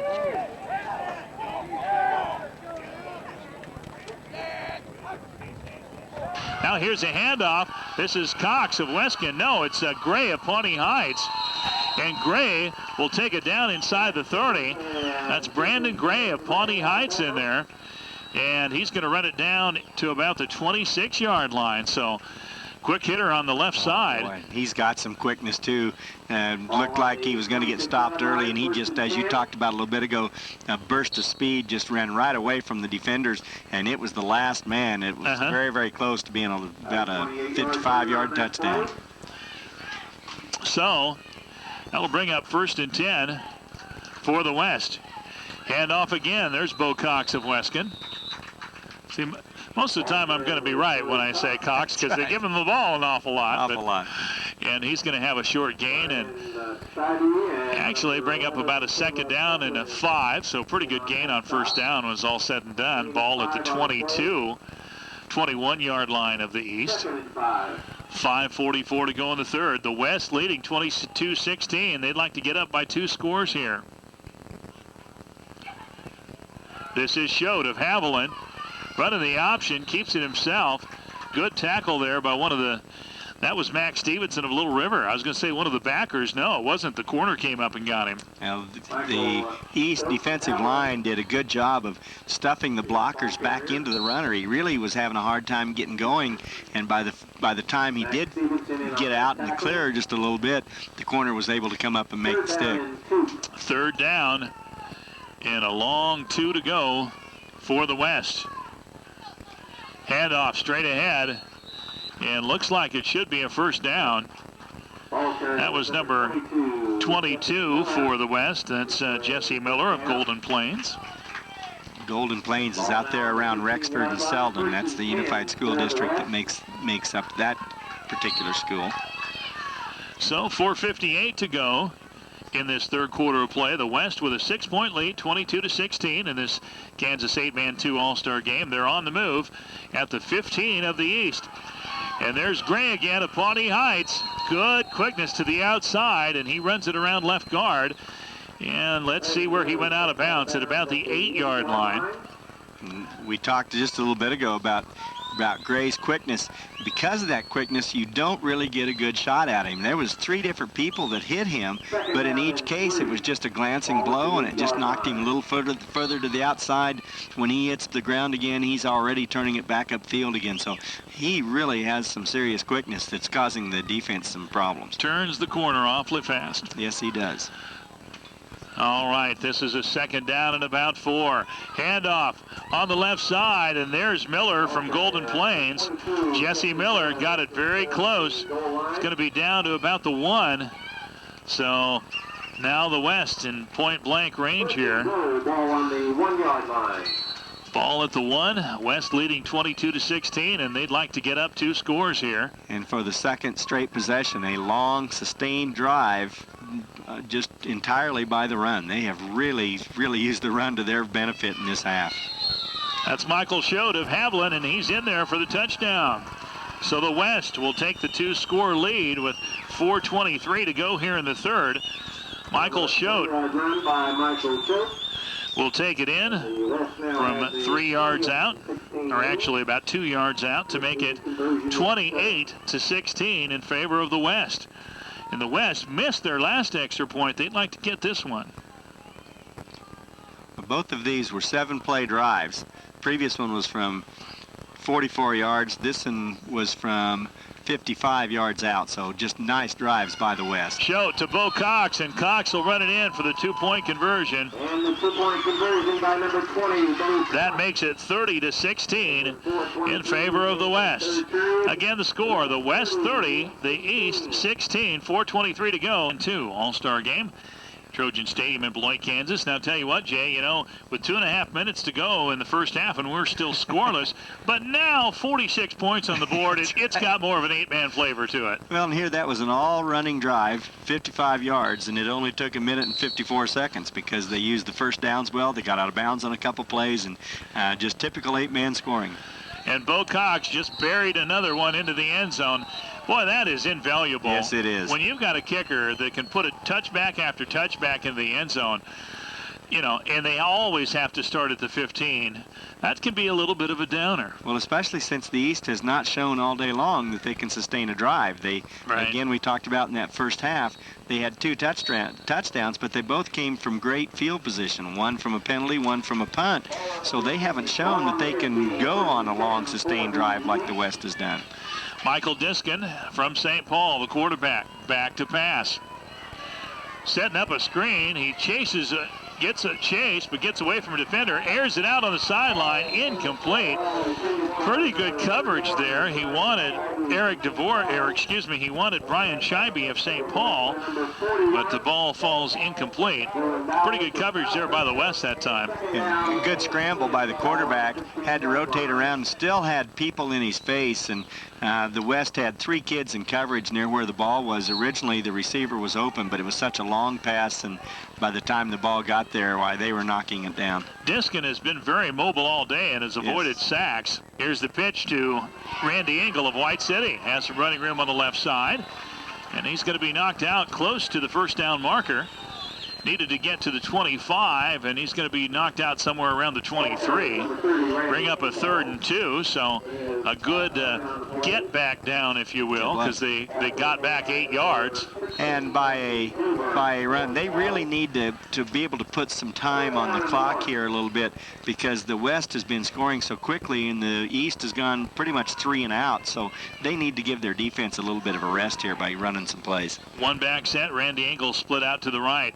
Quarterback keeper for Diskin, and it looks like he's got the first down as he nosed ahead of the 25-yard line. That's where he needed to get. Ryan Scheibe from St. Paul was able to get a block there at the very end. It looked like he was going to be stopped for about a loss, but he was able to get a block and get him across that 25-yard line up to the 26 for a much-needed first down. Boy, and you mentioned St. Paul, and Doug Tuck is the head coach here. What a job he's done. Been there 16 years, got a couple of state titles. Every time you look in the paper on the AP, St. Paul's in the state playoffs. Very, very competitive. 1st and 10 from the 25. Back to passes. Diskin slipped a little bit. Now we'll roll to his right. floats one out there. I'm not sure for who, because his nearest receiver was at the 20, and that ball landed at the 33, as he had Randy Engel down at about the 20-yard line. But I think at that point, I think Michael's just trying to get rid of it. He was thrown to an open spot where it wouldn't be intercepted. That would have taken a whale of a pass. He was wide open early. He got by the defense, but he had no chance to throw it because at that time the West line was all over him. And to his credit, he was able to step back, get away from it, and finally just floated that pass out there to give themselves another play here instead of an interception or a big sack. 2nd down and 10. Here's Michael Diskin of St. Paul out of the shotgun. He'll run it out of the shotgun, and he'll have about a nice 8-yard gain as he's up to the 33-yard line. Sometimes when the quarterback runs that out of the shotgun, it's that couple of seconds of pause when they run that quarterback draw that kind of takes everybody out of it and leaves that middle open for him. Well, and it gives him a chance to see where the blocks are taking place too. Your offensive linemen don't have to take them any particular way. They can take them whatever way the defense allows them to be taken. So that does give you some opportunity, and he did. He had a nice hole there and converted it to a 7-yard gain. 3rd down and 4 from their own 33 for the East. 2:24 to go, 3rd quarter. Here's the pitch back. This is Thayer. Or Welch from Thayer, I should say, Garrett Welch. He has a 1st down, but a flag on the play, and based on where those flags are at by the line of scrimmage, I don't think it's good news for the East. No, it's out on the corner where you usually see either a clip or a hold, and there's 2 flags lying there. There's more laundry than you'd see in a Chinese laundry somewhere, so I believe we're going to go backwards here.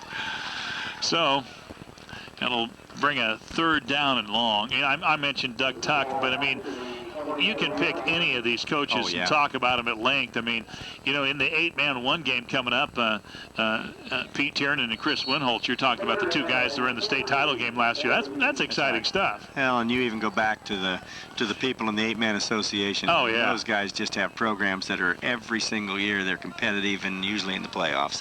Back to pass is Diskin with 3rd and long. He'll run. He's at the 25 and rode down at the 30. And so looks like the East is going to be in a punting situation. You never know an 8-man, but I would think down 14 points and on their own 30-yard line, I think they'd probably punt here, but you never know. You know, it's a long time yet in the ball game, and their punter was more effective in that first half, so I think you'll see a punt here. I don't see any reason that you'd want to give the West an opportunity from deep in your own territory. Should be Max Stevenson of Little River. Yeah, and that's who it is. Max done a pretty good job punting. And let's see, single safety back at the 20-yard line, and that is Dustin Bain of Western Plains. Good kick. It'll hit at the 20, and Bain's going to let it go. That'll roll to the 10. So good punt there by Max Stevenson of Little River. So with a $1:17 to go in the 3rd, the East has to turn the ball over, punt the ball to the West. The West with a 14-point lead, 30-16. And they've set them back now in good field position from the East standpoint. West back on their own 11-yard line, so that was a very effective punt, and we'll give the East defense an opportunity to now maybe come up with a stop. So 1st and 10 for the West. Looks like Michael Choate of Haviland is the quarterback. He'll roll to his right, and boy, good job by the East, as number 54, Tyler Ammons of Lucas Luray and Max Stevenson of Little River make the tackle. Ammons played his position just perfectly, kept the outside sealed off, was fighting off a blocker, but made the runner backpedal just a little bit and then made the tackle himself. So that really was a great play by Tyler Ammons. 2nd down and about 12. Ball at the 13, make that the 8-yard line of the West. And boy, nothing going on that running play, as that gets stuff from the word go. Yeah, Logan Gustafson wasn't with the initial stop, but then had some help from teammates and did pick up 1 yard, but now it's 3rd and 11 from just about the 10-yard line. So the East doing a great job here. Again, knowing that first half, similar situation, and the West comes up from 68 yards. So a big play for the East defense here. This is a big play. Back to pass is Schote. Across the middle, got a man. Oh, just a little bit too long. I tell you what, Brandon Gray just about made a heck of a catch. He's not very tall. He's 5'8". He jumped up high with one hand, but went off the fingertips. So this will make it interesting because the West has had some punting problems here, and the punter is going to be in his own end zone, so the East should come out of this with good field position. Yeah, they have an opportunity to take over inside of West territory, which is what they did twice in that first half for their 2 touchdowns. Now this is interesting. Bo Cox is in the punt.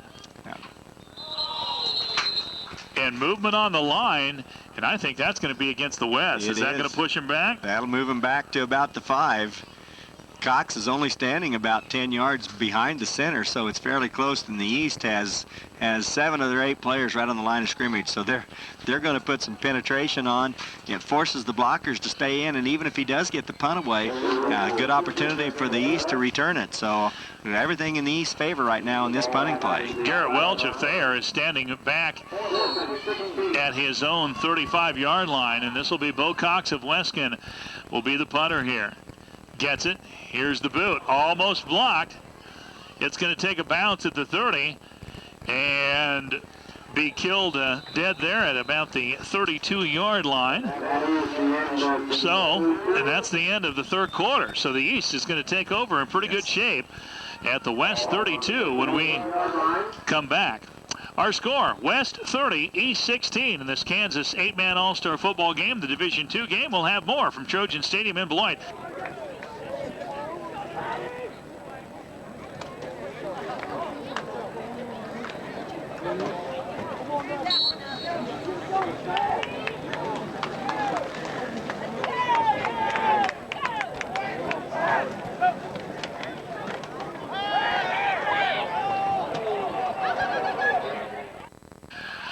First and 10, and Michael Diskin unloads a long pass. It's caught at the 2-yard line by Welch of Thayer, number 21. That's Garrett Welch of Thayer. I think that was Jake Heinen again. Heinen was the one that actually came up with it. No, I think it was Welch. Was it Welch? Yeah, okay. Number 21, yeah. It was nice, Welch of Thayer. Nice pattern and a great job of getting down to the 1-yard line. So once again, the East taking advantage of a short field to try and put some points on the board. So about a 32-yard gain there, and now the East knocking at the door at the 1. Here's the pitch to Engel. Touchdown. And he's in there for the touchdown. That's Randy Engel of White City. So just like that, the East gets the score, and they're within a touchdown. So Randy Engel gets the 1-yard touchdown run. And that brings the East back to within 30 to 22. And here's where that missed extra point may start coming into play now, because here's an opportunity for the East to come up with 2 points that the West missed on their first touchdown of the third quarter. That's right. So they'll go for 2 here. 30 to 22 with 11:48 to go in this third quarter of play. That was a nice 31-yard drive in 12 seconds. Pretty efficient, huh? And the pitch back to Engel. He's going to run it down at the 10. He'll throw, and incomplete in the end zone. You know, remarkably, the East did not have any receivers or any linemen who were downfield, so that would have been a extra point if he'd have caught it. That's right. So we'll take another break. Our score now, the West still has a touchdown lead, but the East gets a little closer. West 30, East 22. More from the Kansas 8-man All-Star football games, the Division II game, after this.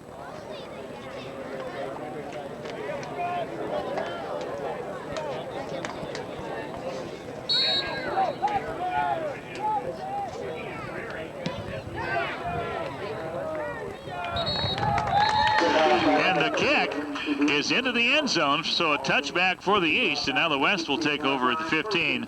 Yeah, that was quite a sight. About 3 of the linemen were up in the upstairs window, and they had the squirt gun battle going, and so pretty deadly.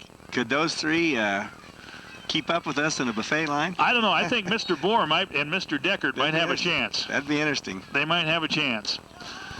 All right, 1st and 10 now for the West. The East has drawn within a touchdown. It's 30-22, 11:48 to go in this Kansas 8-man All-Star football game, the 8-man 2 division. Here's a handoff straight ahead. Boy, nothing there for Jesse Milder of Golden Plains, as he's met there by Adam Salee of Thayer, number 72, 6'6", 260. Well, that's that size, and again, the East just came up with a huge defensive possession. Are able to give their offense a great field position that they converted into a score. Second time today. Now the East trying to do it yet once again.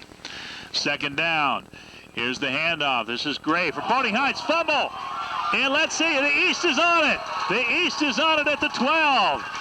So the drive quickly for the East got them a little momentum, and now a big stick on defense. And let's see, that's Adam Salee again of Thayer. 2 plays in a row. Adam has come up big. Look at him run off. Is he pumped or what? But the play was actually set up by the kid making the initial hit on the tackle, and he's the one that forced the fumble. But Salee was right there to pounce on it. Once again, the defense gives the East offense great field position as they take over on the 12-yard line. Yeah, the East will take over at around the 12. Here's Diskin of St. Paul, the quarterback, to Randy Engel of White City. Running around the end at the 10, 5, and breaks a tackle in there for the touchdown. Randy Engel of White City, his 2nd touchdown of the day. Boy, I tell you what, he ran over a couple of guys in this way to the end zone, Jay. He did, and a great spin move after the 2nd hit. Looked like he lost all his momentum, and instead he did a 360, which got him back into balance, and then a quick 2-step acceleration and into the end zone. Just like that, the East on the verge of tying this one up. Randy Engel puts it in from 11 yards out. His 2nd touchdown here in the last minute. And now they'll go for 2. Diskin of St. Paul. Here's the option. Why not? Randy Engel running hard. Did he make it? No. No, he did not. Good job by the defense there. Trying to pick up a number. I believe, let's see, is that 24? 24. That would be Bryce Trump-Opelko. Nice hit there, not allowing Engel to get the point after. But the East has climbed back to within 2. Our score, West 30, East 28. 11:04 to go in this one. We'll have more from Trojan Stadium in Beloit. And with 11:04 to go in the 4th quarter, the West leading 30-28.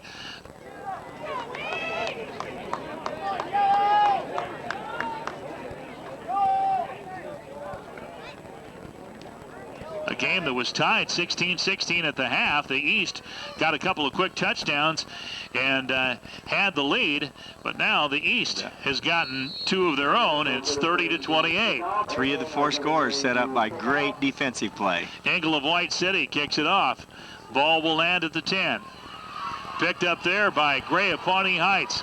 He's to the 10. He'll reverse his field again. Has some running room on the left side. 15, 20. And knocked down there, and I think in gaining that 10 yards, I think Brandon Gray of Pawnee Heights ran 40. Oh, at least. What do you think? At least, because he went to the right, went all the way back to the left. Great move on his part to turn it into a gain. that play took 11, 8, 19 seconds to go 10 yards, so that shows you how much ground he really did cover. So 1st down and 10 from the 20 for the West, working their way from left to right. Chad Gerber of Ingles, the quarterback. Tosses one up, incomplete. Wanted Bill Cox of Weston at the 35 and put just a little bit too much on it. Boy, you can tell what an arm Gerber has, because, boy, he just flicked that and the ball went 20 yards. He had some receivers down there, and I think they were kind of running a little pick play in that he had 2 kids going to the middle and then coming back to this side, but just a little bit overthrown. A lot of arm, though. He really does have a lot of arm strength. All right, let's go down to, well, we'll go after this play. We'll come down after this play. Looks like Aaron has Adam Salee of Thayer down on the sidelines with him. 2nd down and long. 2nd down and long, and here is Chad Gerber of Ingalls. Pass incomplete. Let's go down to the sidelines as Aaron has Adam Salih there. That's right, Adam. Big play there. You guys knock a fumble loose. You were able to jump on it. Pretty exciting stuff happening. Yeah, it's what we needed. We were down a little bit coming in the second half, and big plays. Coach has been preaching big plays, and that was a big play. Yeah, it looks like you guys definitely have the momentum now. Let's see if you guys can polish it off. Yeah, that's what we need to do. We need to stop them here and then pound another one in and really get them down. All right, good luck to you. All right, thanks. All right, that's Adam Salih of Thayer, and his dad just listened to that interview up here with us. That was pretty cool. That's cool. 3rd down and 10. Here's the pass over the middle. He's got a man. It's complete at the 40, 30. This is Mark Johnson of Healy. He's going to go all the way for the touchdown, and what a target he was. He caught about a 10-yard out there. Mark Johnson of Healy goes 6'5", 225, and he rumbles, what, about 55 yards? 60 yards. 60 yards. My, oh my. Same thing. It looks like the East has really got a chance to stop him here. And just about an 8-yard pass was all it was. And he was able to break 1 tackle, then broke a second and picked up a great block, plus a head fake. He sucked the corner into thinking he was going to go back to the inside, and when he popped it back to the outside, corner couldn't get turned around in time, goes in for the score. And now the 2-point conversion. Gerber of Ingalls in there. Runs it in himself. So Chad Gerber of Ingalls, the 2-point conversion. So that puts the West up by 10 now. 38-28. Folks, don't go away. You'll miss some scoring. 10:31 to go. 381 yards of total offense by the West. They're totally dominating that category. Yep. But that's a little misleading because the East has converted 3 short field situations, well, all 4 for touchdowns, 3 of them set up by defense. So they haven't had really the opportunity, whereas the West has really been coming from a long ways away. There's the boot by Bo Cox of Westkin, taken at the 8, 10, 15, and oh my, the Randy Engel of White City stepped out at the 10. Yeah, the kick was nice to the sideline, took advantage of that wind, and when he caught it, he was trying hard to stay in bounds, but after 2 steps, that second foot hit on the sideline, and the official was right there to note it. So instead of being down around the 25 or even further, instead the East has to take over from their own 10-yard line. We're going to have one play, and then we're going to send it down to Aaron as he has Mark Johnson of Healy. We'll let one play go by, and then we'll send it down to Aaron. Mark Johnson had that big touchdown catch and rumbled and bumbled and stumbled for about 60 yards for the TD. All right, here's Diskin of St. Paul. Hand off to Welch of Thayer, stopped in the backfield. Let's go down to Aaron now as he has Mark Johnson of Healy from the West. Yeah, that's right, John, here with Mark Johnson, and it looked like, East was starting to move on you guys a little bit, but you came out with a momentum killer, went about 60 yards. Yeah, it was just a play, little dump across the middle. I was ready to get lit up, but then I got a great block by number 88, Osmer. Yeah, throwing the props out at the rest of the team. I like that. Looks like you guys have the momentum and just got another big play here. Is that what it's going to take, just some more big plays? You guys put these guys down? Some big plays. We're up by 10, so it's going to take 2 touchdowns for them to come back. I think hopefully we got this one. All right, an early prediction here. Hopefully. All right, thanks, Aaron. An incomplete pass on 2nd down. That was Mark Johnson of Healy that rambled for that long touchdown. And now the East is looking at a 3rd down. Yeah, 3rd and 14. And about 14 from their own 6. That little screen pass was smelled out by the West tremendously. That they were fortunate, first of all, that it wasn't a sack in the end zone for a safety, and then even more fortunate that it wasn't picked off for either a touchdown or great field position for the West. So the East having to come up with a big play here. 3rd down at about 14. And here's the draw by Diskin, and he's going to get a good chunk of that. It'll put their punter in a little better position. Yeah, he picked up 11 yards on that, and that was much needed because his punter was going to be deep in the end zone. And now at least he gets to be out on the field to play with an opportunity, a little bit of a breeze, slightly at his back, mostly from the south, but a little bit out of the southwest. 9:19 to go in the ball game. The West leading 38-28. And Mac Stevenson of Little River has been busy today, both on defense and punting the ball. And Mac will go back in punting formation at his own 5. A good snap. Here's the kick. High, but very short. This may take a back bounce. Yep. And that's going to be down at the 35 of the East. So not a very long punt. What, about 25 yards? Yeah. Ended up about 25 with the bounce, didn't it? The bounce was mostly lateral, wasn't it? Yeah, very much. It did not catch a good break at all. It was not a spiral, and a lot of times when you see those that are kind of wobbly and go straight up, when they hit, they bounce backwards. So the West will take over and sitting pretty good. 38-28 with 8:56 to go. Here's the pitch back to Bo Cox of Weston. 35 cuts back and is down to about the 33. And that was a nice quick cut there by Bo Cox. Both of those West backs, Cox and Gray, have tremendous quickness, and they have really shown it well. When they can get a defender in a one-on-one situation, it's almost a mismatch. Second down, we'll call it 7. Ball at the 33-yard line of the East. West working their way left to right. They lead this one 38-28. Here's the handoff to Gray of Pawnee Heights, and breaks a couple tackles, but just pretty good pursuit by the West, by the East rather, and he's going to be losing a yard. Yeah, that was, he broke at least 4 tackles, but the East had great penetration and just kept getting people over there. Good pursuit and never really let him get going, so it was a 2-yard loss.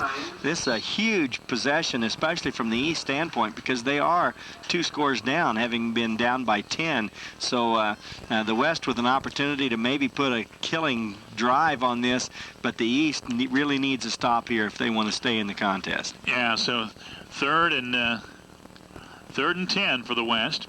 Ball at the 35 of the East. 7:35 to go in this ball game, and timeout on the field.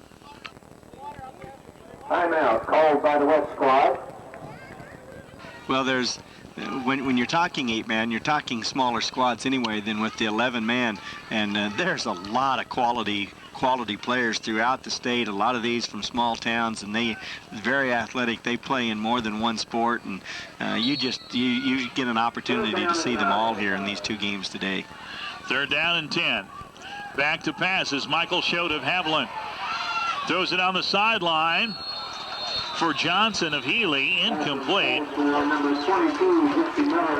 And that would have been a pretty good catch had Johnson been able to come up with it. Yeah, he was being covered well. Schott was trying to get his receivers to go deep because he did get away from the pursuit a little bit, but the East coverage was all over him. There really was nothing there. Great defensive possession by the East and an opportunity to get a punt here and maybe pick up now some good field position. Bo Cox of Weston back to punt. Good snap. Kick high but very short. And that's going to take an East bounce. It does go out of bounds, and it's going to go out of bounds at about the 22 or so. So, really the East isn't in that bad a position when you consider where the West took over. You're not kidding, and that was just, again, a good defensive possession by the East. They take over on about their own 21-yard line, but when you consider the West took over on the 35, after a punt even, to just give up only 14 yards of field position. East in good shape here with lots of time left. 7:22 to go in this Kansas 8-man All-Star football game, the Division II game, the Division I game to follow. The East trails by 10. They have the ball at their own 20. Back to pass. Diskin of St. Paul has a man out there, and he's got it. That's Welch up there. He's going to go down to the 5. I thought he was going to break it. Welch up there gets it down to the 5-yard line, and a good pass by Michael Diskin of St. Paul. And Welch up there runs under it, and now the East set up pretty good. 54 yards on the completion. So very quickly the East is converted, and now here they are with 1st and goal at the 5. Well, like I said, don't blink. No, that's don't right. Go away. At the 5-yard line, the East with a 1st and goal. They trail by 10. But boy, this would make things interesting. Michael Diskin of St. Paul, the quarterback. Hands off to Randy Engel of White City. Oh, and that play was kind of doomed from the get-go as Engel thrown for a loss to his 10. He slipped and then all of a sudden looked up and saw 3 green jerseys. And there was a late flag, though, after the play at the point of the pileup. We'll see what the call is. Well, let's see. East is clapping. It's a face mask, and so that'll pick up some of that yardage on the loss. Yeah. And see what it does on the down, either automatic first down or at least get the down over.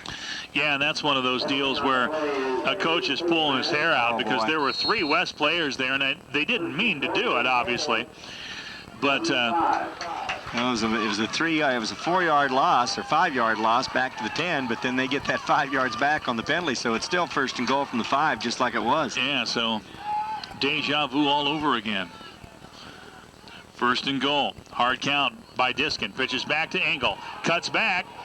Fighting for yardage. Close to the goal line. I think he got a little help from his lineman pushing him in, but he's in there for the touchdown. There was a rugby scrum there of about 8 kids, and all of a sudden one of those big East linemen came and just hit the pile, and the whole thing went across the goal line. So the East scores. Randy Engel of White City, his 3rd touchdown of the day. And that makes it 38-34. So a 5-yard touchdown run by Randy Engel of White City. It's a 4-point game. Diskin with Welch and Engel in the backfield. Back to pass. Looking, has a man out there, incomplete. As he wanted number 81, Jake Heinen again from Axtell. So the PAT no good. But the East gets within 4 points. So our score with 6:18 to go in the ball game is West 38, East 34. More from Trojan Stadium in Beloit. First, this 32nd timeout. All right, back at Trojan Stadium in Beloit. Our score with 6:18 to go in the ball game in this Kansas 8-man 2 All-Star game. It's West 38, East 34. 3 touchdown drives by the East in this quarter, totaling 7 plays in a minute 23. An onside kick, but the West is on it. The West recovers it at the 36-yard line. Well, the East defenses came up so big in this quarter, and I think that's what, other than that one long touchdown play, and I think that's what they may be deciding. Let's not worry so much. Let's see if we can't try the trick and come up with the onsides. It wasn't effective, but now they're telling your defense, okay, we tried it. It wasn't successful. Now bail us out. Now this is 8-man football, 38-34 with 6.5 minutes to go. Actually 6:17 to go. Chad Gerber of Ingalls is the quarterback. Man in motion, that's Gray of Pawnee Heights. Ingalls will keep it himself. Oh, and he's stuck there by number 11, Caleb Eflin of White City. Flag on the play at the line of scrimmage. Yeah, that was back behind a little bit, where usually you see the referee throw it. And they called a chop block. So that's going to move the West back even further. So the East with a great opportunity here to come up with a huge defensive possession and put their offense in good field position if they can get some stops here. 38-34, the West leading by 4, 6:12 to go in the Kansas 8-man 2 All-Star football game. Division I game to follow. We'll have it for you on KBSV. Back to the 20. Yeah, it takes it clear back because the block was back in the backfield just a little bit. So that was actually about a 16-yard penalty and moves it back first and 25. Yeah, or 25 and a half, 26. So first and Mitchell and maybe a little bit of Cloud County. But the West has shown the ability to score from a long way, so this really doesn't bother them, I don't think. Gerber of Ingalls will run the option play. Pitches off to Bo Cox of Weskin, and he's back to about the 25, so they get a little chunk of it. The key is not to get the whole 25 in one shot, but you definitely want to get some positive yardage on that first down. Get a little bit of it and give themselves an opportunity, make the defense think that the run is still an option for them. but I'd look for them to put the ball in the air. The clock is in their favor, though, and they do have the lead. So field position is also something they want to keep in mind. Second down and 10. Or, excuse me, second down and 20 from the 25-yard line. West needs to get to the 34 of the East for a first down. Here's the pitch to Bo Cox of Weston, and he's going to have about a 10-yard gain to the 35. So, you know, they're doing what they need to do. They picked up 5, now about another 10. So now you're looking at third down at about 10. And that's a very makeable distance for them. 3rd and 10. The East, though, not giving them the big play. And so this sets up a big play for both teams. The offense wants to keep the drive going, and they need to pick up just about 10 for the first down. And the East wants to get that ball back because they still trail. They've got to have a possession without giving up a score to the West squad. 3rd down and 10. Ron Moroz is handling the PA duties today. And West is going to call timeout, but in good clock management, they let it run clear down to the end of the 25 seconds allowable, and that way the clock works in their favor. We'll take a break, too. The West leading 38-34. Kansas 8-man 2 All-Star game. More from Trojan Stadium in Beloit. First, this 30-second timeout.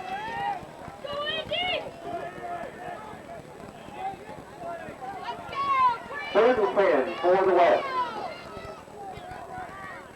3rd down and 10 for the West from their own 35-yard line. Chad Gerber of Ingalls will roll to his right.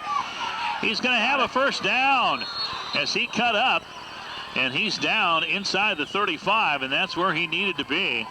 He does such a good job of following his blockers. You mentioned that before. Followed his blockers and read the hole. That was the one to run because it opened up for him on that keep. A great job after that long penalty of the West. They had a 1st and 26 and just very methodically worked that back to where they could get back into position, get that first down on that big play, and now maintain the possession and even more importantly run some more clock.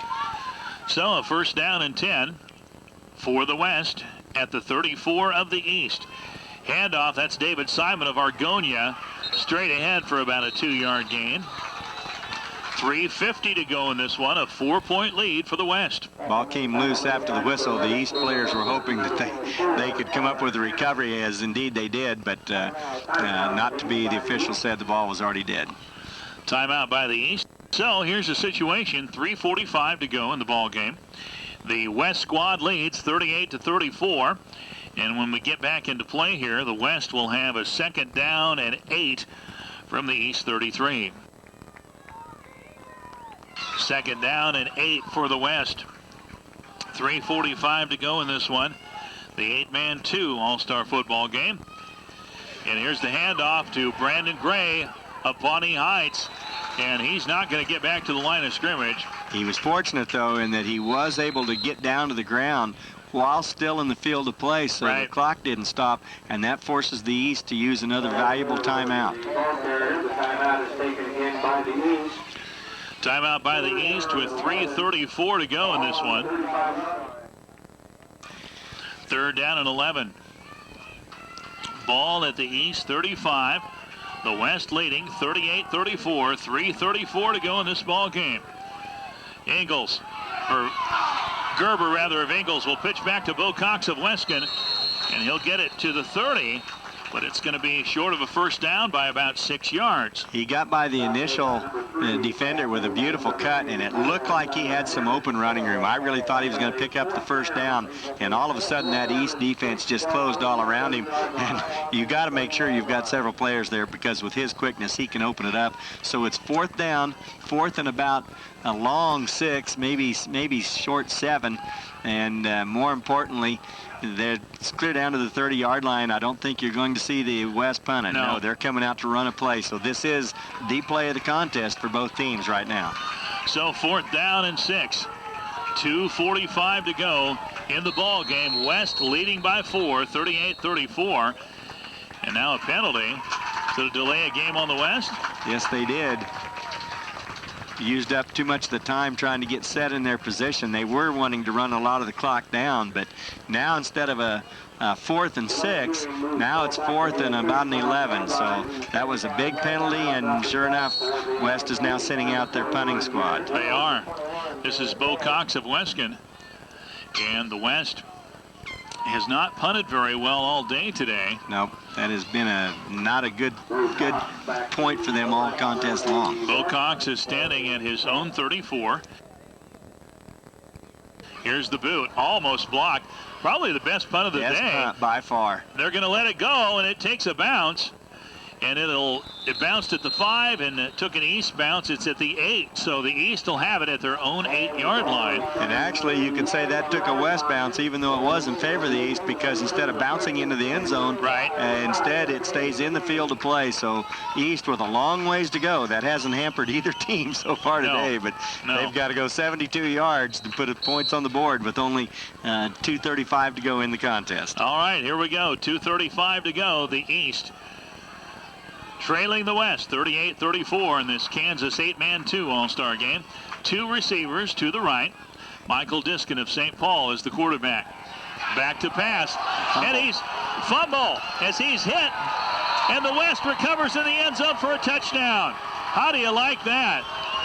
That was great defensive penetration by, I believe that was number 55 again, wasn't it, Sage Sexton? He has been a thorn all game long in the east side from that defensive end spot, and he came in on the blind side, was able to get the hit before the arm started forward, knocked the ball free into the end zone, and the West recovers for a huge touchdown.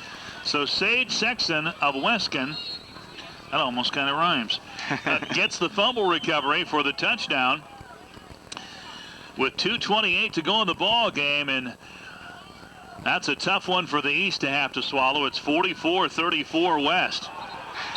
And now on the 2-point conversion, Brandon Gray of Pawnee Heights. That was going to be that same play where they give to the tailback. He's going to run up to the line of scrimmage, stop, and throw a jump pass. And the East is saying, not this time. We're going to get in your face and bring you down. He's tackled at the 10, so the point after no good, but the damage already done. The West jumps ahead by 10 again, 44-34.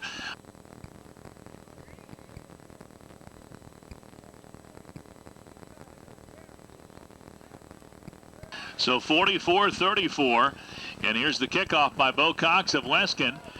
A low ball, Welch picks it up at the 15 and brings it back to about the 31. So Garrett Welch of Thayer, nice return. And so the East will set up shop at their own, call it 32-yard line. Well, and the other thing that touchdown does, and it again goes back to those missed extra points. Now instead of being 1 score down as they were when they took over that previous possession, now they are 2 scores down. And boy, that clock is definitely against them in every aspect. First down and 10 for the East. They have the ball at their own 32-yard line. They trail 44-34. Back to pass is Diskin. And close to a screen pass, it actually was ahead of the line of scrimmage, incomplete, as he was throwing the ball to Caleb Eflin of White City, incomplete. And that's that one-man screen that we talked about earlier where the other receiver on that side comes across, and he's making a block at the same time the ball is being caught because it's behind the line of scrimmage. But good penetration by the defensive line, had their hands up and didn't really give him a good pass. So second down and 10. Michael Diskin of St. Paul in the shotgun. 2 receivers to his right. Back to pass. Long pass. He's got a man out there.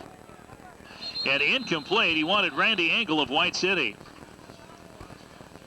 Had a receiver there early, but the defense did a great job of rotating over there and was actually there to break up the play, so not able to come up with the completion. Penalty on the play, however, I believe they've called either illegal formation or holding. I couldn't tell which. Illegal procedure. So the West will decline that penalty because both passes have been incomplete. So 3rd and 10, and again, they don't want to give them any extra opportunities. So 3rd and 10 for the East as they try and put on some more points here and get back in this contest as time is winding down. 2:14 to go in the ball game. 44-34 in favor of the West. Diskin out of the shotgun for St. Paul. 1 back. Big time pressure. He lets it go. And let's see. I couldn't tell if it was caught. I think it was caught out of bounds. Yeah, it was caught out of bounds by the receiver. Yeah, by David Simon of Argonia. He just threw it up for grabs because the pressure was so great, and in the process, the ball was over in the area of one receiver and 3 defenders, and to the receiver's credit, he almost came up with a fabulous catch. That would have been a first down as well. He was about 5 yards past the first down marker. So 4th down. Apparently, we've had a fan in the stands that has collapsed. I don't know if it's a heat situation or what, but now the medical people are attending to her, so hopefully she will be okay. And now on 4th down, Diskin back to pass. He's got Welch up there, wide open at the 10. Touchdown! Now we'll see what they call, because he might have been about 1 yard across the line of scrimmage, but I don't see any flags. I don't see a flag either. They're going to let it go. Oh my goodness! So that's going to be what, a 40, 32? Yeah, about a 48-yard pass play. 48 yards from Diskin. This is a nice scramble by the quarterback. Almost was sacked, was able to roll away from it, and looked like he was going to run it, and the defense bought the run, and they came up, and just about the line of scrimmage, he floated a pass out there to a wide open receiver who was able to just jog on in for the score. Diskin to Garrett Welch of Thayer. That makes it 44-40. Now Diskin of St. Paul pitches it back to Welch again, and this time he is swarmed down. The point after is no good. So that makes our score 44-40 in favor of the West, but the East will not go away with 1:56 to go. Yeah, and while the previous onside kick was a surprise, there is no surprise here. No, it's coming. It's coming. That puppy is going to be an onside attempt, and you're going to see a lot of people going after a little leather ball. Come on, Andy!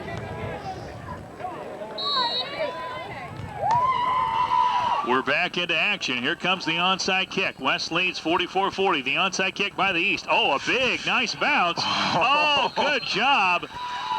Good job by Philip Brose of Hansted. He was on his knees when he caught it. That took a high bounce, and it was deflected by a West player. And Brose was able to keep his concentration on the ball and still come up with the reception and then down it. So the West does get the ball back. I think the East only has one timeout left, so this is huge. Philip Brose was voted the Jerry Slayton First Inspirational Player Award earlier today. And now a fumbled snap. Oh my, let's see if the East has it. No, the West did get back on it. Boy, that would have been huge. Oh, that would have been really huge, because there would have been a lot of time left in that case. And I'm not sure, I think this is the last time out for the East. Yes, it is. And because they had burned 2 earlier. They had burned 2 earlier in trying to stop some West offensive sets, and now they've used their final one, so they have to come up with a turnover or somehow get somebody out of bounds so that they can get the clock stopped. 1:48 to go. West leading 44-40.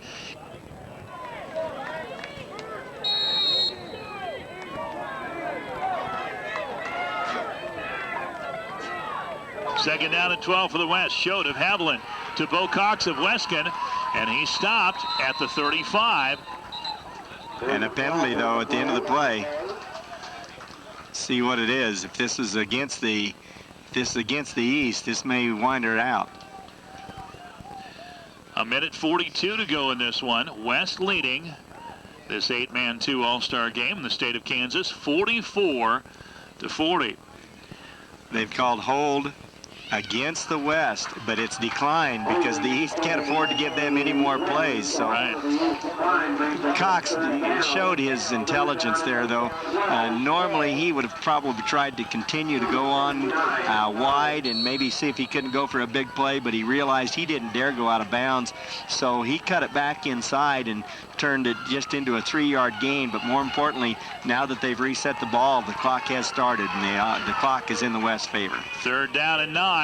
Big time pressure. Here's the pass. Oh, Oh, it's caught by Cox of Weskin after getting tipped in the air, and now out of bounds. Out of bounds. So a big break for the East because the West did not get the first down, and the clock stops with 1:20 to go, and now a 4th down for the West. And a big break for the West in the standpoint. An East defender deflected that ball. Yep. It was a screen pass and not something that it wasn't covered by a normal coverage person. If he would have intercepted that, it would have been great for the East, but instead they do get a chance to punt the ball. Here's Bo Cox of Weskin with the punt. A low kick, and it's going to bounce down to around the 20. So now the East will take over with another shot. 1:12 to go. They'll take over at their own 20-yard line. They trail by 4, 44 to 40. What a ball game. And oh, my. Coming down exactly the way it should with one final opportunity. They haven't, as we said, they scored 3 times there in the fourth quarter. Took them 7 plays in 1:23 for all 3 scores combined. So they definitely, with 1:12 here, have an opportunity to put another score on the board. 1st and 10 East from their own 20. They trail 44 to 40. $1:12 to go. Diskin of St. Paul back to pass. Got a man out there, Welch, but wanted him at the 35 of the West, incomplete. Jordan Barrett from Tri-Plains, Winona, in perfect coverage, laid back and let the play come to him, came over onto the sideline and was able to deflect it out of bounds for an incompletion. So that'll bring up a 2nd down and 10, 1:06 to go. This is the Kansas 8-man 2 All-Star game. We'll have the Kansas 8-man 1 game to follow at 2 o'clock, pregame at 1:30 on KVSV. Diskin of St. Paul has 1 back in the backfield and 2 receivers split to his left. Diskin back to pass. Protection breaks down a little bit. Oh, the pass is picked off. Picked off by number 24 of the West. That's Bryce Trumpel-Pelko. And now the ball on the ground, and I think the East got it back. Got it back. Oh, my goodness. The defense forced a bad pass, and the West was right there to pick it up. Great play by Trump. He picks up some yardage back down to the 15, would have salted the ball away, but instead there was a fumble. However, there is a flag at the spot of the fumble, so we'll see what that's about. Gosh, could we have anything else here in this last couple of minutes? One last chance for the East. They throw an interception. And then Trump, after the interception, fumbled the ball. But let's see what the penalty is. That's right. Was that post fumble recovery, or was that before it? I kind of think it was before. That would give the West still the ball. If it's after the recovery, East keeps the ball. They just get marched back down to about the 9-yard line or so, half the distance. Well, let's see. Now the penalty, they're pushing the ball back to... It's at the 9. The 9-yard line, but it looks like they're giving the East the ball. Okay, they're saying holding. Holding penalty, puts the ball back on the 8-yard line. So it will be 2nd down. Well, and about 22 for the East. It should be 1st down because there was an interception in there, so it should be 1st down. Yeah. Because there was a change of possession and then the fumble, so it should be 1st down, 1st and 10 from the 9-yard line. 2 receivers to his right. Diskin with 1 back in the backfield. Back to pass. And the ball is tipped away at the line of scrimmage. That's... The only way that could be a 2nd down, they may have called the hold before the pass was ever intercepted in the first place. Maybe that's what it was. So... That must have been it, because you're right. Otherwise, it would have to be 1st down. So 3rd down and long for the East. That was Sage Sexton again from Weskin that got in, that knocked the ball away. Boy, he's been a force defensively for West. He's just dominated West. From his spot all game long. Back to pass is Michael Diskin. He'll scramble to his left, and now he'll let it go. Engel trying to come back for the ball at midfield, incomplete. And now it's going to be 4th down. Actually, that was Eflin from White City. Barrett there also to help break up the pass. So 4th now, down, 4th and lots of yards. 22. 40 seconds to go. 44-40, West over the East. Fours are wild. Yep. Down by 4 also. Yes. Second down and 22. Ball at the 9 of the East. This is the Kansas 8-man 2 All-Star game. Well, after what we've seen, I certainly wouldn't put anything on the no possibility here, I'll guarantee you. 2 receivers to his left, 1 back behind Michael Diskin of St. Paul. Drops back to pass, has protection. Got a man out there. Welch up there has got a first down on the 40 and knocked out of bounds at the 35. Oh my goodness. Garrett Welch up there hooks up with Michael Diskin of St. Paul for about a 35-yard gain. And we're not finished yet. The ball now at the 36 of the West. First and 10 for the East. 35-yard gain and gives them still an opportunity. Still 33 seconds to go, which with a passing attack is quite a bit of time. That's a minimum of 4 plays, maybe as much as 7 or 8 plays. So that's plenty of time if you run your offense right. 2 receivers to the right. 33 seconds to go. East trails by 4. Diskin back to pass. Got a man on the sidelines. He needs to get out of bounds, and he does that. And that's Randy Engel of White City. He's out at the 20. So 27 seconds to go. West leading 44-40, but East driving the ball. Just coming down to just like you love to see an all-star game come down to. East making a very determined effort here. The West now trying to get it together here. They've got to come up with a stop from their standpoint to keep the win, because if the East scores, it's over. Right. There won't be time to come back. And now a timeout by the West. And the West has now called their final timeout of the half as well. So it's coming down here to this final 27 seconds. But here's the situation. 27 seconds to go in the ball game. The West leads 44-40. The East with a first down at the West 20. East has no more timeouts, but like Jay said, you know, now with 20 seconds, you figure at least 3 passing plays. Here we go. First and 10 for the East from the West 20. Back to pass is Diskin for Eflin. Incomplete at the 10-yard line. Contact right at the point the ball got there, but it looked to be a very legitimate play, and even more importantly, the ball went out of bounds anyway. So still 23 seconds left. Now second and 10. Second and 10 for the East. Plenty of time when you can throw the ball. They'll have the ball at the 20 of the West. Diskin is the quarterback from St. Paul. Josh Bohr is the center. The guards are Derek Veneta of Sylvan and Sam Deckert of Tesket. 2 receivers to his left. Back to pass. Throws one up for Eflin of White City, and it's picked off, but out of bounds. As Bo Cox of Weskin ended up with the ball, but he was out of the end zone. Incidental contact. Both players were looking back at the ball. There was some contact, but again, that's not pass interference. So no flag on the play. A lot of fans, of course, for the East are wanting that, but the correct call was the no call. There was no pass interference on the play. Third down and 10 from the 20 for the East.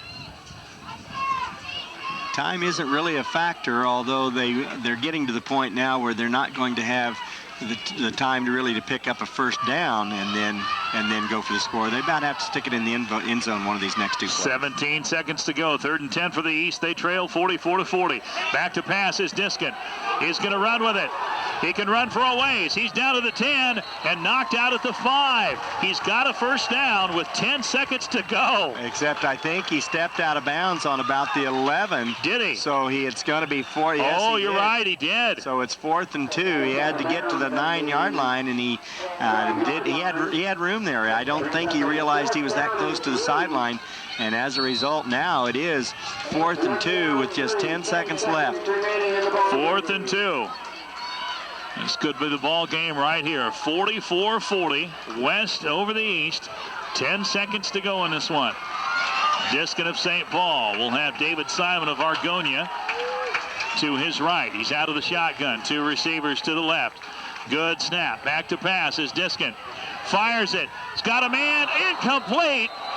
Incomplete in the end zone. That was Randy Engel of White City, and the ball, it was going to be close to whether he would have been able to stay in bounds. Real close. He couldn't quite keep his hands on it and still keep his feet in bounds. I think he really wanted to go to Heinen. That was his favorite receiver earlier in the contest. But the West did a great job of holding him up at the line of scrimmage and never really let him get off into that open area in the middle where I think he was intended to go. So, basically for the West, they'll take a knee and the game should be over. And that is what is going to happen.